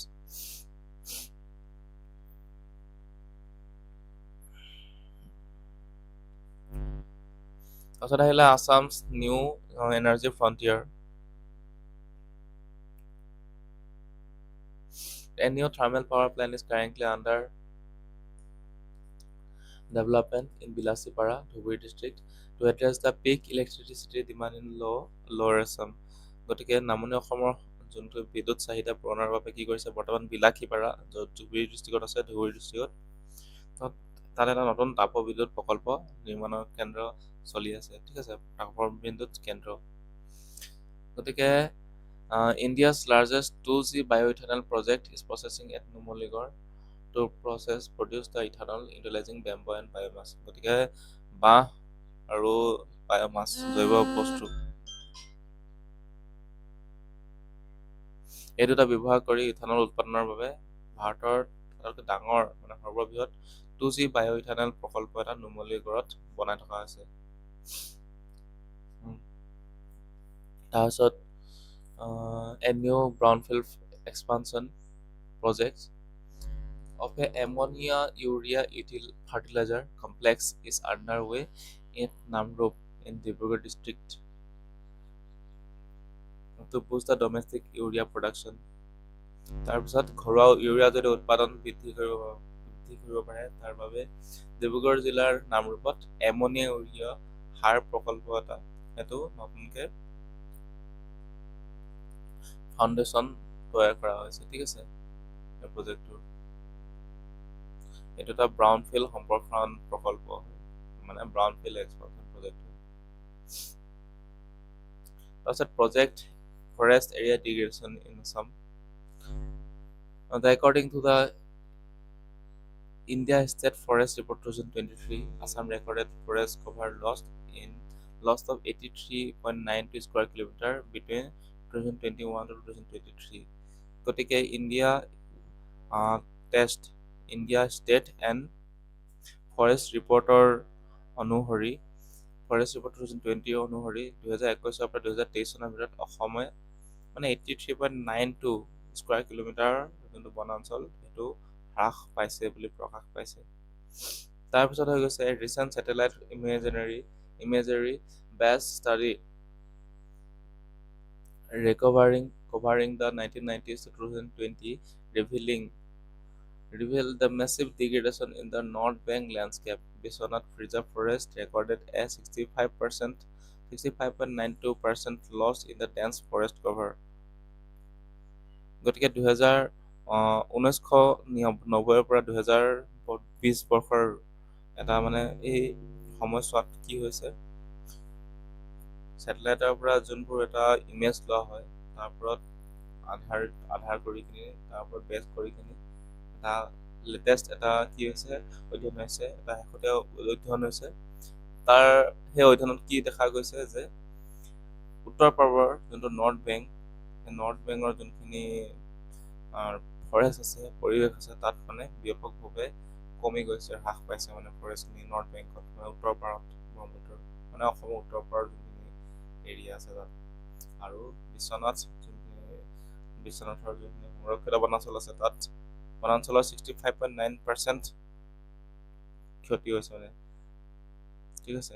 ঘন বনাঞ্চল dance forest যাক কোৱা হয়, এই ঘন বনাঞ্চলসমূহ ইমানখিনি 65.9% কমি গৈছে বিশ্বনাথ ডিষ্ট্ৰিক্টত।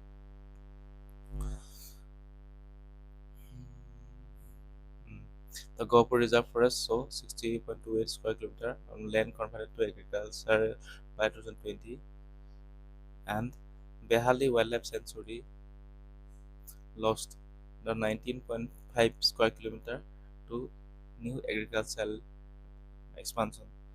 কি হৈছে বহুখিনি মাটি কি হৈছে কৃষি কাৰ্যালয় ৰূপান্তৰিত হৈছে আৰু নতুন কৃষি সম্প্ৰসাৰণৰ বাবেও কিছুমান মাটি হেৰুৱাবলগীয়া হৈছে। মাটি আচলতে নহয়, ফৰেষ্ট হেৰাবলগীয়া হৈছে। এতিয়া ভালচাৰ ইন কাজিৰঙাত শগুন চাই লওঁ আমি কি। The Central Zoo Authority CZA under the Ministry of Environment, Forest and Climate Change approved the transfer of the 30 critically endangered white-rimmed vulture and 5 slender bill vultures. তো কি কৈছে যে MOEFCC এইটো ministry of environment forest and climate চেঞ্জৰ অধীনত থকা চিৰিয়াখানা কৰ্তৃপক্ষ যাক কোৱা হয় চেণ্ট্ৰেল জু অথৰিটি 30টা এন্ডেঞ্জাৰ্ড হোৱাইট ৰেম ভালচাৰ আৰু 5টা স্লেণ্ডাৰ বেল্ড ভালচাৰ তো সেইটো স্থানান্তৰ কৰাৰ অনুমোদন জনাইছে, ঠিক আছে। The bird will be transferred from the Vulture Conservation and Breeding Center in Rani to the newly constructed released aviary at the Tiwaripal Forest Camp in Biswanath Wildlife Division, the sixth edition of the Kaziranga National Park. তো যোনখিনি চৰাইখিনি যোনখিনিত 30টা কি হয় white rump ভালচাৰ, এইটো হয় critically এনডেঞ্জাৰ্ড, এইটো মানে বহুত মানে ক্ৰিটিকেলি এনডেঞ্জাৰ্ড আৰু এটা IUCN-ৰ ষ্টেটাছ হয় ৰেড লিষ্টৰ, ঠিক আছে। আৰু 5টা স্লেণ্ডাৰ ভালচাৰ আছে, এই 5টা ক'ৰ পৰা ৰাণীৰ যোনটো ভালচাৰ কনজাৰ্ভেশ্যন এণ্ড ব্ৰিডিং চেণ্টাৰ আছে ৰাণীত আছে, তাৰ পৰা ক'লৈ অনা হ'ব, যিটো তিৱাৰীপাল ফৰেষ্ট কেম্প আছে য'তকৈ নতুনকৈ নিৰ্মাণ কৰা হৈছে আৰু এইটোক কাজিৰঙাৰ 6 নম্বৰ সংযোজন বুলি কোৱা হৈছে, তালৈ অনা হ'ব। তাৰপিছত bamboo orchids terminal, the prime minister Narendra Modi inaugurated the State of Art Bamboo Orchids Terminal T2 at Lokpriya Gopinath Bordoloi International Airport in Guwahati on December 20, 2025. তো আমাৰ প্ৰাইম মিনিষ্টাৰে 2025 চনৰ 20 ডিচেম্বৰত, ডেটটো মই থ'ব নালাগে, ঠিক আছে, ডেটটো মই নকওঁ নেক্সট টাইমৰ পৰা। তো গতিকে প্ৰধানমন্ত্ৰী নৰেন্দ্ৰ মোদীয়ে 2025 চনৰ 20 ডিচেম্বৰত কৈ দিছোঁ আৰু, ঠিক আছে, গুৱাহাটীৰ যোনটো লোকপ্ৰিয় গোপীনাথ বৰদলৈ আন্তঃৰাষ্ট্ৰীয় বিমানবন্দৰ আছে LGBI, তাত একদম অত্যাধুনিক বেম্বু আৰ্কিড টাৰ্মিনেল উদ্বোধন কৰিছে, ঠিক আছে। আৰু it is the India's first nature themed airport terminal, আৰু এইটো কি হয়,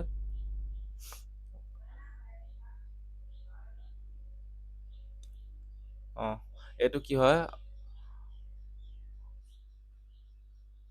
ইণ্ডিয়াছ মানে ভাৰতৰ প্ৰথমটো নেচাৰেল থিম এয়াৰপৰ্ট টাৰ্মিনেল হয়, design with the Assamese culture elements and equipped manage to 13.1 million passenger per annum. তো গতিকে অসমীয়া সংস্কৃতিৰ উপাদানেৰে সজাই তোলা এইটো ভাৰতৰ প্ৰথমটো প্ৰকৃতিৰ ওপৰত আধাৰিত বিমানবন্দৰ টাৰ্মিনেল হয়, আৰু ইয়াত মানে কেপাচিটি কিমান হ'ব, বছৰি কিমান যাত্ৰী পৰিচালনা কৰিব, 13.1 মিলিয়ন কৰিব পাৰিব পাৰ এনাম। তাৰপিছত aligning with the development of India's first bamboo smart city, the Assam cabinet mandate use of at least 5% bamboo products in all buildings and constructed by the state PWD, ঠিক আছে। আমাৰ ভাৰতৰ প্ৰথমখন বেম্বো স্মাৰ্ট চিটি বিকাশৰ সৈতে সংগতি ৰাখি আছাম কেবিনেটে যোনটো আমাৰ ৰাজ্যৰ গড় কাপ্তানি বিভাগ আছে, PWD ডিপাৰ্টমেণ্ট আছে, তাৰ দ্বাৰা নিৰ্মিত সকলো অট্টালিকাত কমেও 5% বাঁহৰ সামগ্ৰী ব্যৱহাৰ কৰাটো বাধ্যতামূলক কৰি দিছে। এটা হৈ গ'ল বাবু আঁচনি। তো বাবু আঁচনিৰ আণ্ডাৰত এটা হৈ গৈছে নিউজত বাবু আঁচনি, এটা বাবু আঁচনি, দুটা বেলেগ বেলেগ। তো এইটো ক্লাছ 9 ষ্টুডেণ্টখিনি বাবু আঁচনি দিয়া হ'ব। তো তাত কি ক'বা হ'ব, বাইচাইকেল ডিষ্ট্ৰিবিউশ্যন হ'ব। ক'ত দিয়া হ'ব, কিন্তু গভৰ্ণমেণ্ট এণ্ড প্ৰভিঞ্চিয়েলাইজ স্কুলসমূহত দিয়া হ'ব, ঠিক আছে। তাৰপিছত sad demise of PG Barua, Prafulla Govinda Barua, the doyen of the Assamese news industry and the long-serving editor and managing director of the Assam Tribune passed away on December 14। এইটো প্ৰফুল্ল গোবিন্দ বৰুৱা কোন আছিল, ৰাধা গোবিন্দ বৰুৱা পুত্ৰ আছিল, ঠিক আছে, তেখেতৰ মৃত্যু হৈছে, আৰু তেখেত দ্য আছাম ট্ৰিবিউন গ্ৰুপৰ লগত জড়িত হৈ আছিল। তাৰপিছত হৈ গ'ল এৰিমৰা চাপৰি। আৰিমৰা চাপৰিৰ কথা আমি চাই লওঁ। এৰিমৰা চাপৰি এ ৰিভাৰ এণ্ড ৱেটলেণ্ড ইক'চিষ্টেম নিয়াৰ Tezpur along with the Brahmaputra River has emerged as the new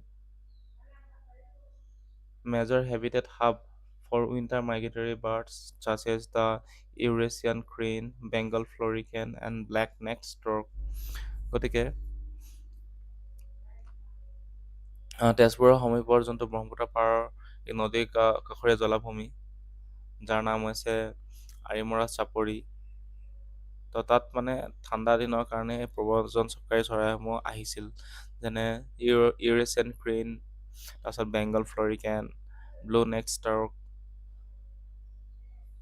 এই গোটেইখিনি মানে আহিছিল মানে, ঠিক আছে, আৱাসস্থল হিচাপে আত্মপ্ৰকাশ কৰিছিল।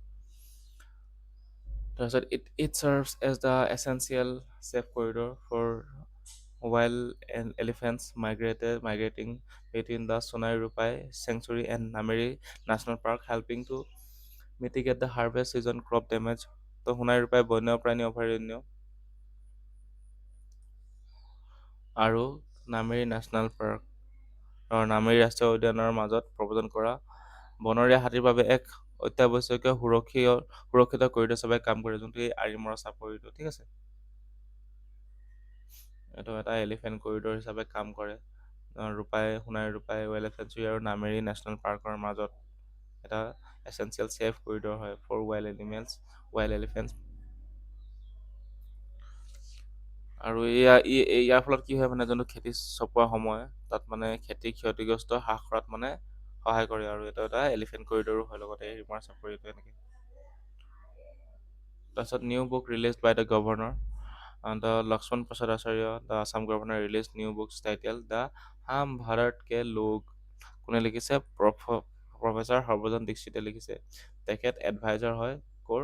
Two the government secretariat. আৰু এই বুকখনত কি আছে? Compilation of the 51 essays focusing on the India's justice delivery system.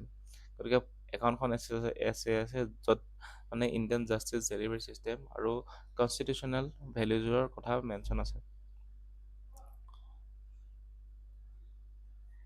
তাৰপিছত আহিলে moments of glory for Assam.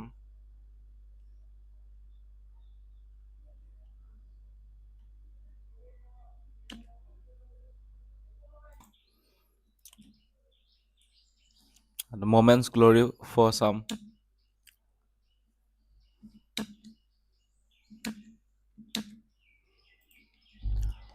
The Assam became the first state in India to deploy the measurement control unit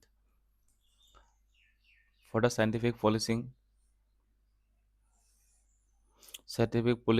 utilizing DNA, retina, and biometric capture for the interstate identification of the repeat criminal offenders.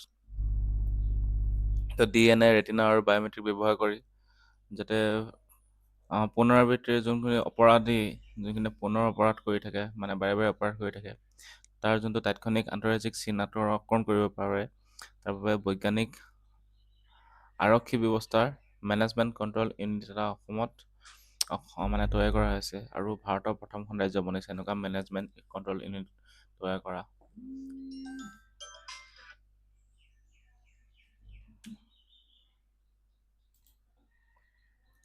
তো এটা ভাৰতৰ প্ৰথমখন ৰাজ্য বনিছে য'ত মানে এটা কি আছে, মেজাৰমেণ্ট কণ্ট্ৰল ইউনিট আছে, ক্ৰিমিনেল অফেণ্ডাৰ্ছ যাতে ৰখাব পাৰে তাৰ বাবে, ঠিক আছে। এইটো ইণ্টাৰ ষ্টেট আইডেণ্টিফিকেশ্যন কৰিব পাৰিব। তাৰপাছত chief minister Himanta Biswa Sarma awarded 28 SIS Shri Chandrasekharendra Saraswati national eminence award in public leadership. তো অসমৰ CM যোনটো 28th এডিশ্যন অফ কি SIES চন্দ্ৰশেখৰেন্দ্ৰ সৰস্বতী ৰাষ্ট্ৰীয় সন্মান প্ৰদান কৰিছিল। তো the postcard at Darrang tea estate in Tezpur was named the Hotel of the Year 2025 by the prestigious Gavilion Guide.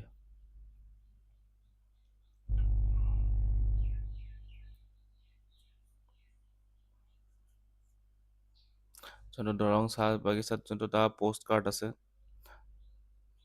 Post কাৰ্ডক কি বুলি দিয়া হয়? The hotel of the year 2025 বুলি কি দিয়া হয়? সন্মান দিয়া হয়।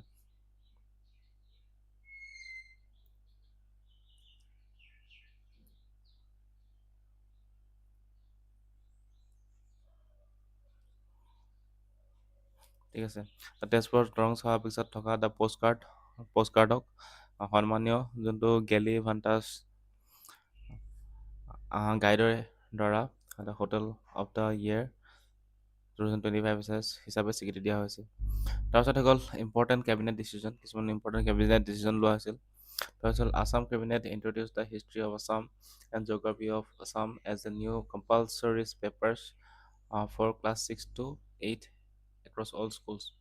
তো অসম কেবিনেটে সকলো বিদ্যালয়ৰ যোনটো ক্লাছ 6ৰ পৰা 8লৈকে কি কৈছে আছাম হিষ্ট্ৰী অসম ইতিহাস আৰু যোনটো অসমৰ ভূগোল জিঅ'গ্ৰাফী অফ আছাম দুয়োটাকে মানে বাধ্যতামূলক বিষয় হিচাপে প্ৰৱৰ্তন কৰিছে। ঠিক আছে, Assam cabinet approves the transfer of land from Dolu tea estate in Silchar to the airport authority of India AAI at zero premium to facilitate a new airport in Barak Valley. তো বৰাক উপত্যকাত এটা নতুন বিমানবন্দৰ নিৰ্মাণ কৰাৰ বাবে কেবিনেটে শিলচৰৰ যোনটো দলু চাহ বাগিচা আছিলে তাৰ যোনখিনি মাটি সেই মাটিখিনি ভাৰতীয় বিমানবন্দৰ প্ৰাধিকৰণ যাক কোৱা হয় AAI airport authority of India তাক হস্তান্তৰ কৰাত তালৈ এয়াৰপৰ্ট অথৰিটি অফ ইণ্ডিয়ালৈ মানে হস্তান্তৰ কৰিবলৈ অনুমোদন জনাইছে আছাম কেবিনেটে, যাতে তাত বৰাক ভেলীত এটা নতুন এয়াৰপৰ্ট নিৰ্মাণ কৰা হ'ব। তাৰপিছত the 243.66 crore Center of Excellence was approved to provide the industry grade training in the aerospace, defense, automotive and environment vehicle sector for 10,000 beneficiaries. তো 10,000 যাতে বেনিফিচিয়াৰী হিতাধিকাৰী এৰস্পেচ প্ৰতিৰক্ষা আৰু যোনটো ইভি তাৰ খণ্ডত যাতে ঔদ্যোগিক স্তৰৰ প্ৰশিক্ষণ লাভ কৰে তাৰ বাবে সেই প্ৰশিক্ষণ প্ৰদানৰ বাবে 243.66 crore টকা ব্যয়েৰে এটা উৎকৃষ্টতা কেন্দ্ৰ যাক কোৱা হয় চেণ্টাৰ অফ এক্সেলেঞ্চ সেইটো নিৰ্মাণত অনুমোদন জনাইছে কেবিনেটে। ঠিক আছে, তাৰপিছত লগতে এটা stage formally approved the Assam logistic and warehousing policy 2025 aiming to reduce the logistic cost below to 10% of the GSDP by 2030 and cut cargo lead times by 20%. তো ৰাজ্যখনে আনুষ্ঠানিকভাৱে অসমৰ যোনটো লজিষ্টিক এণ্ড ৱেৰহাউচিং নীতি আছে 2025 তাক অনুমোদন জনাইছে। ইয়াৰ লক্ষ্য কি হৈছে 2030 চনৰ ভিতৰত অসমৰ যাতে 2030 চনৰ ভিতৰত যাতে লজিষ্টিক খৰচা যোনটো হয় যে বস্তু মানে অনা নিয়া কৰাত যোনটো খৰচা হয় তাৰ যোনটো GSDP মানে কি GSDPৰ গ্ৰছ ষ্টেট ডমেষ্টিক প্ৰডাক্টৰ যোনটো লজিষ্টিক খৰচা কমাব পাৰে 10%লৈকে, সেইটোৰ বাবে এই আছাম লজিষ্টিক ৱেৰহাউচ পলিচিটো বনোৱা হৈছে 2025 বনোৱা হৈছে। আৰু লগতে যোনটো কাৰ্গো লিড টাইমছ যোনটো ডাঙৰ ডাঙৰ কাৰ্গোবোৰ সৰবৰাহৰ সময়ত যদি 20% যাতে হ্ৰাস কৰিব পাৰে খৰচাবোৰ, তাৰ বাবে এই আছাম লজিষ্টিক ৱেৰহাউচিং পলিচি বনাইছে। তাৰপিছত হৈছে গুৱাহাটী ক্লিন এয়াৰ প্লেন। তো the Assam pollution control board of India the collaborated with the iForest and the Shakti Sustainable Energy Foundation to draft the new Guwahati Clean Air. তো গতিকে অসম প্ৰদূষণ নিয়ন্ত্ৰণ বৰ্ড, iForest আৰু যোনটো শক্তি ছাষ্টেইনেবল এনাৰ্জি ফাউণ্ডেশ্যন আছে তাৰ সহযোগত এটা নতুন গুৱাহাটীত পৰিষ্কাৰ বায়ু পৰিকল্পনাৰ এখন ড্ৰাফ্ট তৈয়াৰ কৰিছে, এখন খচৰা এখন প্ৰস্তুত কৰিছে।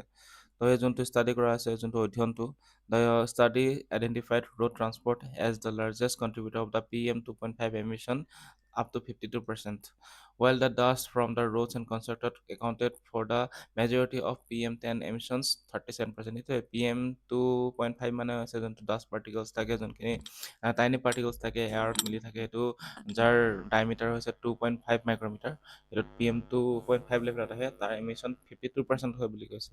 এইটো লাৰ্জ কণ্ট্ৰিবিউশ্যন হয় বুলি কৈছে। ক'ৰ পৰা হয়? এইটো ৰোড ট্ৰান্সপৰ্টৰ ফালৰ পৰা হয় গুৱাহাটীত। আৰু লগতে PM10 যোনটোৰ মানে ডাষ্ট পাৰ্টিকলছৰ মানে ডায়মিটাৰবোৰ হৈছে য'ত এয়াৰ মলিকুলৰ লগত মিলি থাকে, ঠিক আছে। তো তাৰ লেভেল হৈছে PM10 মানে হৈছে 10 মাইক্ৰমিটাৰৰ তলত যোনখিনি, তো সেইখিনিক মানে কি কৰা হয় 37% তাৰ পৰা পলিউশ্যন হয় বুলি কৈছে। এইটো ৰোড কনষ্ট্ৰাকশ্যনৰ ফালৰ পৰা হয় PM10 লেভেলটো। তাৰপিছত the city currently generates the 884 tonne per day solid waste which 7% burn openly severe degrading the air quality। লগতে মানে কাৰেণ্টলি পাৰ ডে 884 টন কি হয় ছলিড ৱেষ্ট কি হয় আৱৰ্জনা উৎপন্ন হয়, মানে কঠিন আৱৰ্জনা উৎপন্ন হয়, চলিড ৱেষ্ট। তো তাৰ ভিতৰত মানে 7% পূৰা জ্বলাই দিয়া হয়, জ্বলাই দিয়াৰ কাৰণে তাৰ পৰাও যোনটো মানে এয়াৰ পলিউশ্যন হয় বুলি কৈছে। তো কৈছে যে plan recommend the strict 3 strike penalty system for the construction dust violation, first notice, second hall and third ban. তো সেইটো কাৰণে কি কৰা হ'ব, এই পৰিকল্পনাটো নিৰ্মাণচলিত ধূলি নিয়ন্ত্ৰণ কৰি নিয়ম উলংঘা কৰাৰ বাবে যদি এনেকুৱা ধূলি নিয়ন্ত্ৰণ নিয়ম যদি উলংঘা কৰে, সেইটো বনোৱা হ'ব। তো বনোৱা হৈছে, তো তাক যদি উলংঘা কৰা হয় তেন্তে কি হ'ব, 3 strike জৰিমনা বিহা হ'ব। ঠিক আছে, প্ৰথমটো হ'ব প্ৰথম উল্লংঘন যদি কয় জাননী দিয়া হ'ব, ছেকেণ্ডটো কাম বন্ধ কৰি দিয়া হ'ব, থাৰ্ডটো মানে নিষেধাজ্ঞা কৰি দিয়া হ'ব, বেনে কৰি দিয়া হ'ব আৰু। ঠিক আছে, যদি নিয়মবোৰ মানে নচলে। গুৱাহাটী এয়াৰ পলিউশ্যনৰ ক্ষেত্ৰত এইবোৰ কিছুমান ইনিচিয়েটিভ লোৱা হৈছে। The Demow model snake bite. তাৰপিছত the Indian council of medical research ICMR sanction the 13.5 crore multi-state research project starting January 2026 to evaluate the scale of the Assam's demo model to snake bite management. তো ভাৰতীয় চিকিৎসা গৱেষণা পৰিষদে ICMR যোনটো সৰ্পদংশন ব্যৱস্থাপনাৰ বাবে, যোনটো যে সাপে যে কামুৰে তাৰ ব্যৱস্থাপনাৰ বাবে অসমত ডিমো আৰ্হিৰ এটা মূল্যাংকন আৰু লগতে সম্প্ৰসাৰণৰ বাবে 2026 চনৰ যোনটো জানুৱাৰী মাহৰ পৰা হ'বলগীয়া 13.5 কোটি টকাৰ এটা বহুৰাজ্যিক গৱেষণা প্ৰকল্প অনুমোদন জনাইছে। তাৰপিছত the originating in the snake bite prone Demow and Gelekey blocks of Shivsagar district. The model successfully achieved the near zero mortality by the utilizing community volunteers for the rapid referral networks within the critical Golden or তো কৈছে যে শিৱসাগৰ জিলাৰ যোনটো সৰ্বদংশনৰ যোনটো এটা কি আছিলে snake bite prone, snake bite প্ৰ'নটোৰ যোনটো ডিমৌ আৰু গেলেকী খণ্ডত যোনটো আৰম্ভ হৈছে এটা আৰ্হি, তো তাৰ বাবে কি হৈছে,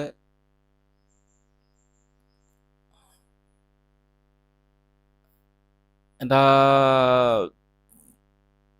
গুৰুত্বপূৰ্ণ গল্ডেন আৱাৰৰ ভিতৰত মানে যোনটো দ্ৰুতৰ ৰেফাৰেল নেটৱৰ্কৰ বাবে একদম স্পীডত কাম কৰে, সেইটোৰ বাবে কি হৈছে এই মৃত্যুৰ হাৰ প্ৰায় মানে শূন্যলৈ কমাই দিছে মানে। ঠিক আছে, একদম জিৰ' মৰ্টেলিটি ৰেট মানে হৈছে।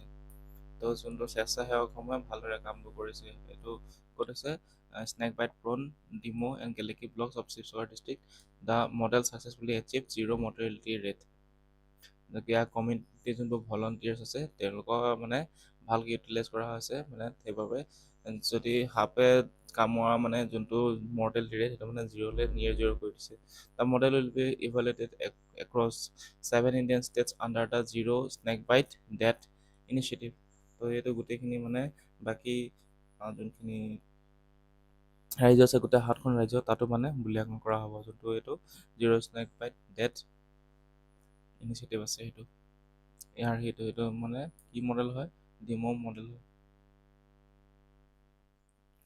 Poaching of the Bengal florican, a viral video' from the এটা ভিডিঅ' ভাইৰেল হৈছিলে য'ত মানে কি কৰা হৈছিলে, চিৰাং জিলাত যোনটো খুংখুৰী বনগাঁৱত মাংস খাবলৈ বাবে এটা বেংগল ফ্লৰিকেন চৰাই চিকাৰ কৰিছিলে। ঠিক আছে, এতিয়া পৰীক্ষাৰ ফালৰ পৰা এইটো খাইছিলে বুলি নাহে, তো বেংগল ফ্লৰিকেন এইটো কথা আহি যাব পাৰে। ঠিক আছে, তো এইটো বিষয়ে চাই লওঁ।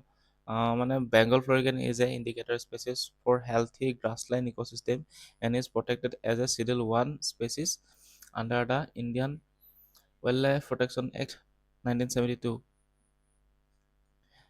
as well being listed as a critically endangered of the IUCN status. So the Bengal florican এইটো এটা critically endangered bird হয় যোনটো IUCN ৰেড লিষ্টত আছে, আৰু লগতে ই ৱাইল্ড লাইফ প্ৰটেকশ্যন এক্টৰ 1972 যোনখন এক্ট আছে তাৰ Schedule 1 আছে, মানে হাইয়েষ্ট প্ৰটেকশ্যন দিয়া হৈছে ইয়াক। সেইটো মাৰি কিনি খাই দিছিলে, সেইটো কাৰণে এইটো নিউজত আহিছিলে। Some important updates.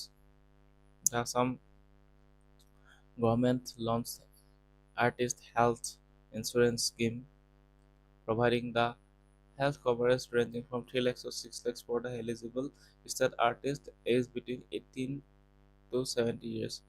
গতিকে কি কৰা হৈছিলে, যে অসম চৰকাৰে শিল্পী স্বাস্থ্য বীমা বুলি এটা আঁচনি আৰম্ভ কৰিছে, য'ত 18 বছৰৰ 70 বছৰ বয়সৰ লৈকে যোনখিনি যোগ্য শিল্পী আছে তেওঁলোকে 3 লাখৰ পৰা 6 লাখ টকালৈকে যোনটো লাইফ ইঞ্চুৰেঞ্চ মানে স্বাস্থ্য বীমা হেল্থ ইঞ্চুৰেঞ্চ সেইটো লাভ কৰিব। পৰীক্ষা পে চৰ্চা এইটো কি হয় বস্তুটো? In a first of its kind setting, the state level Pariksha Pe Charcha PPC interaction was hosted while sailing the Brahmaputra River aboard the Inland Water Transport Department vessel MV Chaido 22. The session featured 25 students from 11 districts across Assam, 6 to 11, to promote the holistic learning and reduce the exam stress. এটা অভিনৱ প্ৰয়াস কৰা গৈছিল, যাত মানে আভ্যন্তৰীণ জল পৰিবহণ বিভাগৰ জাহাজ যাক কোৱা হৈছে MV চৰাইদেউ 2, এই জাহাজখনত কি কৰাইছিল, ব্ৰহ্মপুত্ৰ নদীৰ বুকুৰে যাত্ৰা কৰি থকা অৱস্থাত ৰাজ্যিক পৰ্যায়ৰ যোনটো পৰীক্ষাৰ পে চৰ্চা এইটো অনুষ্ঠান এটা আয়োজন কৰা হৈছিল। ঠিক আছে, আৰু এই যোনটো সামগ্ৰিক শিক্ষাৰ প্ৰসাৰ আৰু লগতে পৰীক্ষাৰ যোনটো মানসিক চাপ এক্সাম ষ্ট্ৰেছ তাক মানে কম কৰাৰ উদ্দেশ্যে এই যোনটো অধিৱেশনত সমগ্ৰ অসমৰ 11খন জিলাৰ পৰা টোটেল 25 গৰাকী ছাত্ৰ ছাত্ৰীয়ে অংশগ্ৰহণ কৰিছিল। তেওঁলোকে ক্লাছ 8ৰ পৰা 11লৈকে পঢ়া টোটেল 25 গৰাকী ছাত্ৰ ছাত্ৰীয়ে এই অধিৱেশনত অংশগ্ৰহণ কৰিছিল। ক'ত কৰাইছিল? MV চৰাইদেউ 2।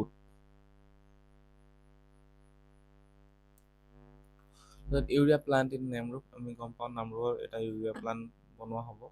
তো নামৰূপত থকা যোনটো Brahmaputra valley fertiliser corporation limited আছে, BCPL, BVFCL আচলতে Brahmaputra valley fertiliser corporation limited, তাত বৰ্তমান 10,600 কোটি টকা ব্যয়েৰে এটা নতুন ব্ৰাউনফিল্ড ইউৰিয়া প্ৰকল্প স্থাপন কৰা হৈছিল। ঠিক আছে, নিউ ব্ৰাউনফিল্ড ইউৰিয়া প্ৰজেক্ট নামৰূপত। তাৰপিছত implemented by the joint venture of the Assam valley fertiliser and chemical company limited. The plant will production capacity of 12 lakh metric tons per year to Assam and neighboring states. গতিকে ইয়াত মানে 12 lakh matric টনতকৈ অধিক উৎপাদন কৰা হ'ব। আৰু এইটো যৌথ উদ্যোগ Assam valley fertiliser and chemical company লিমিটেডৰ দ্বাৰা ৰূপায়িত কৰা হৈছে। তাৰপিছত অসমৰ recognition for Assam poultry.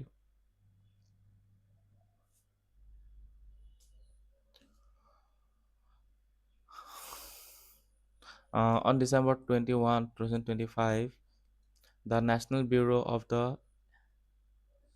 Animal Genetic Resource officially include 2 indigenous poultry breeds of Assam into the National Register of the Livestock and Poultry Breeds. তো গতিকে কি হৈছে, 2025 চনৰ 21 ডিচেম্বৰত ৰাষ্ট্ৰীয় পশু জিন মানে ইংলিছতে কৈছোঁ the national bureau' of the animal genetic research, এই সংস্থাটোৱে কি কৰিছে, অসমৰ থলুৱা হাঁহ কুকুৰা দুবিধক কি কৰিছে, দুটা প্ৰজাতিক মানে হাঁহ কুকুৰা দুটা প্ৰজাতিক, অসমৰ থলুৱা হাঁহ কুকুৰা দুটা প্ৰজাতিক আনুষ্ঠানিকভাৱে যোনটো national register of livestock and poultry breeds আছে তাৰ পঞ্জীয়নভুক্ত কৰিছে, মানে তাত মানে নামটো ৰেজিষ্টাৰ কৰি দিছে। কোনে কৰিছে? National bureau' of animal genetic research. The newly registered breed are the Ras Digheli goose and the Nagi duck, which is the adapted to the flood-prone ecosystem of the Barak Valley and has the egg-laying capacity of 150 eggs per year. নতুনকৈ যোনটো পঞ্জীয়ন কৰা হৈছে, পঞ্জীয়নভুক্ত এই প্ৰজাতি দুবিধ হৈছে, এটা হ'ল ৰাজ দীঘলী হাঁহ আৰু এবিধ আছে নাগী হাঁহ। এইটো বৰাক উপত্যকাৰ যোনটো ফ্লাড প্ৰন এৰিয়া, যোনটো বান প্ৰৱণ এৰিয়া আছে তাৰ পৰিৱেশৰ সৈতে খাপ খাব পাৰে আৰু লগতে 150টাকৈ কণী পাৰিব পাৰে বছৰি। ঠিক আছে, তো কেমেলিয়া চিনেচিছ, কেমেলিয়া চিনেচিছৰ ওপৰত কি খবৰ আছে? এইটো আচলতে চাহৰ কথা কোৱা হৈছে।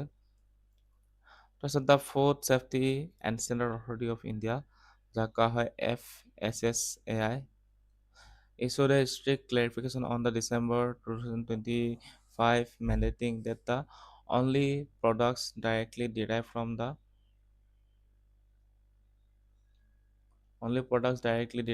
the camellia sinensis plants can be legally marked as the label as the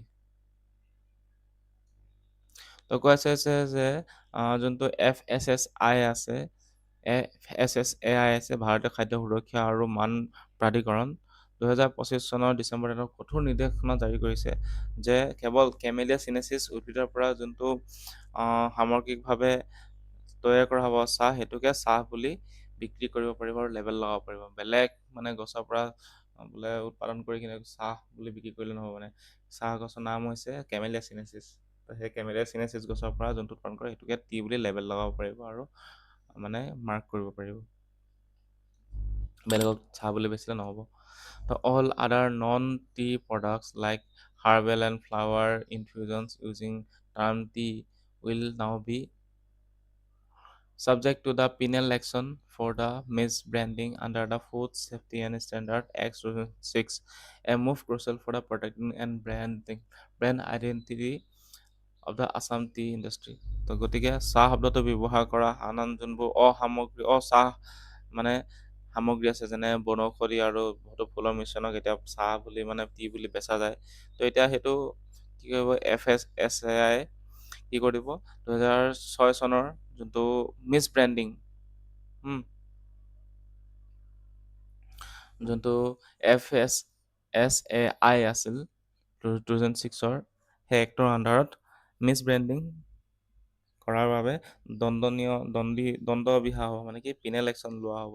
ঠিক আছে, আৰু অসমৰ চাহ উদ্যোগটোৰ ব্ৰেণ্ড পৰিচয় সুৰক্ষিত কৰাৰ বাবে এইটো পদক্ষেপ লোৱা হৈছে। তাৰপিছত হৈ গ'ল গুৱাহাটী এয়াৰপৰ্ট T2।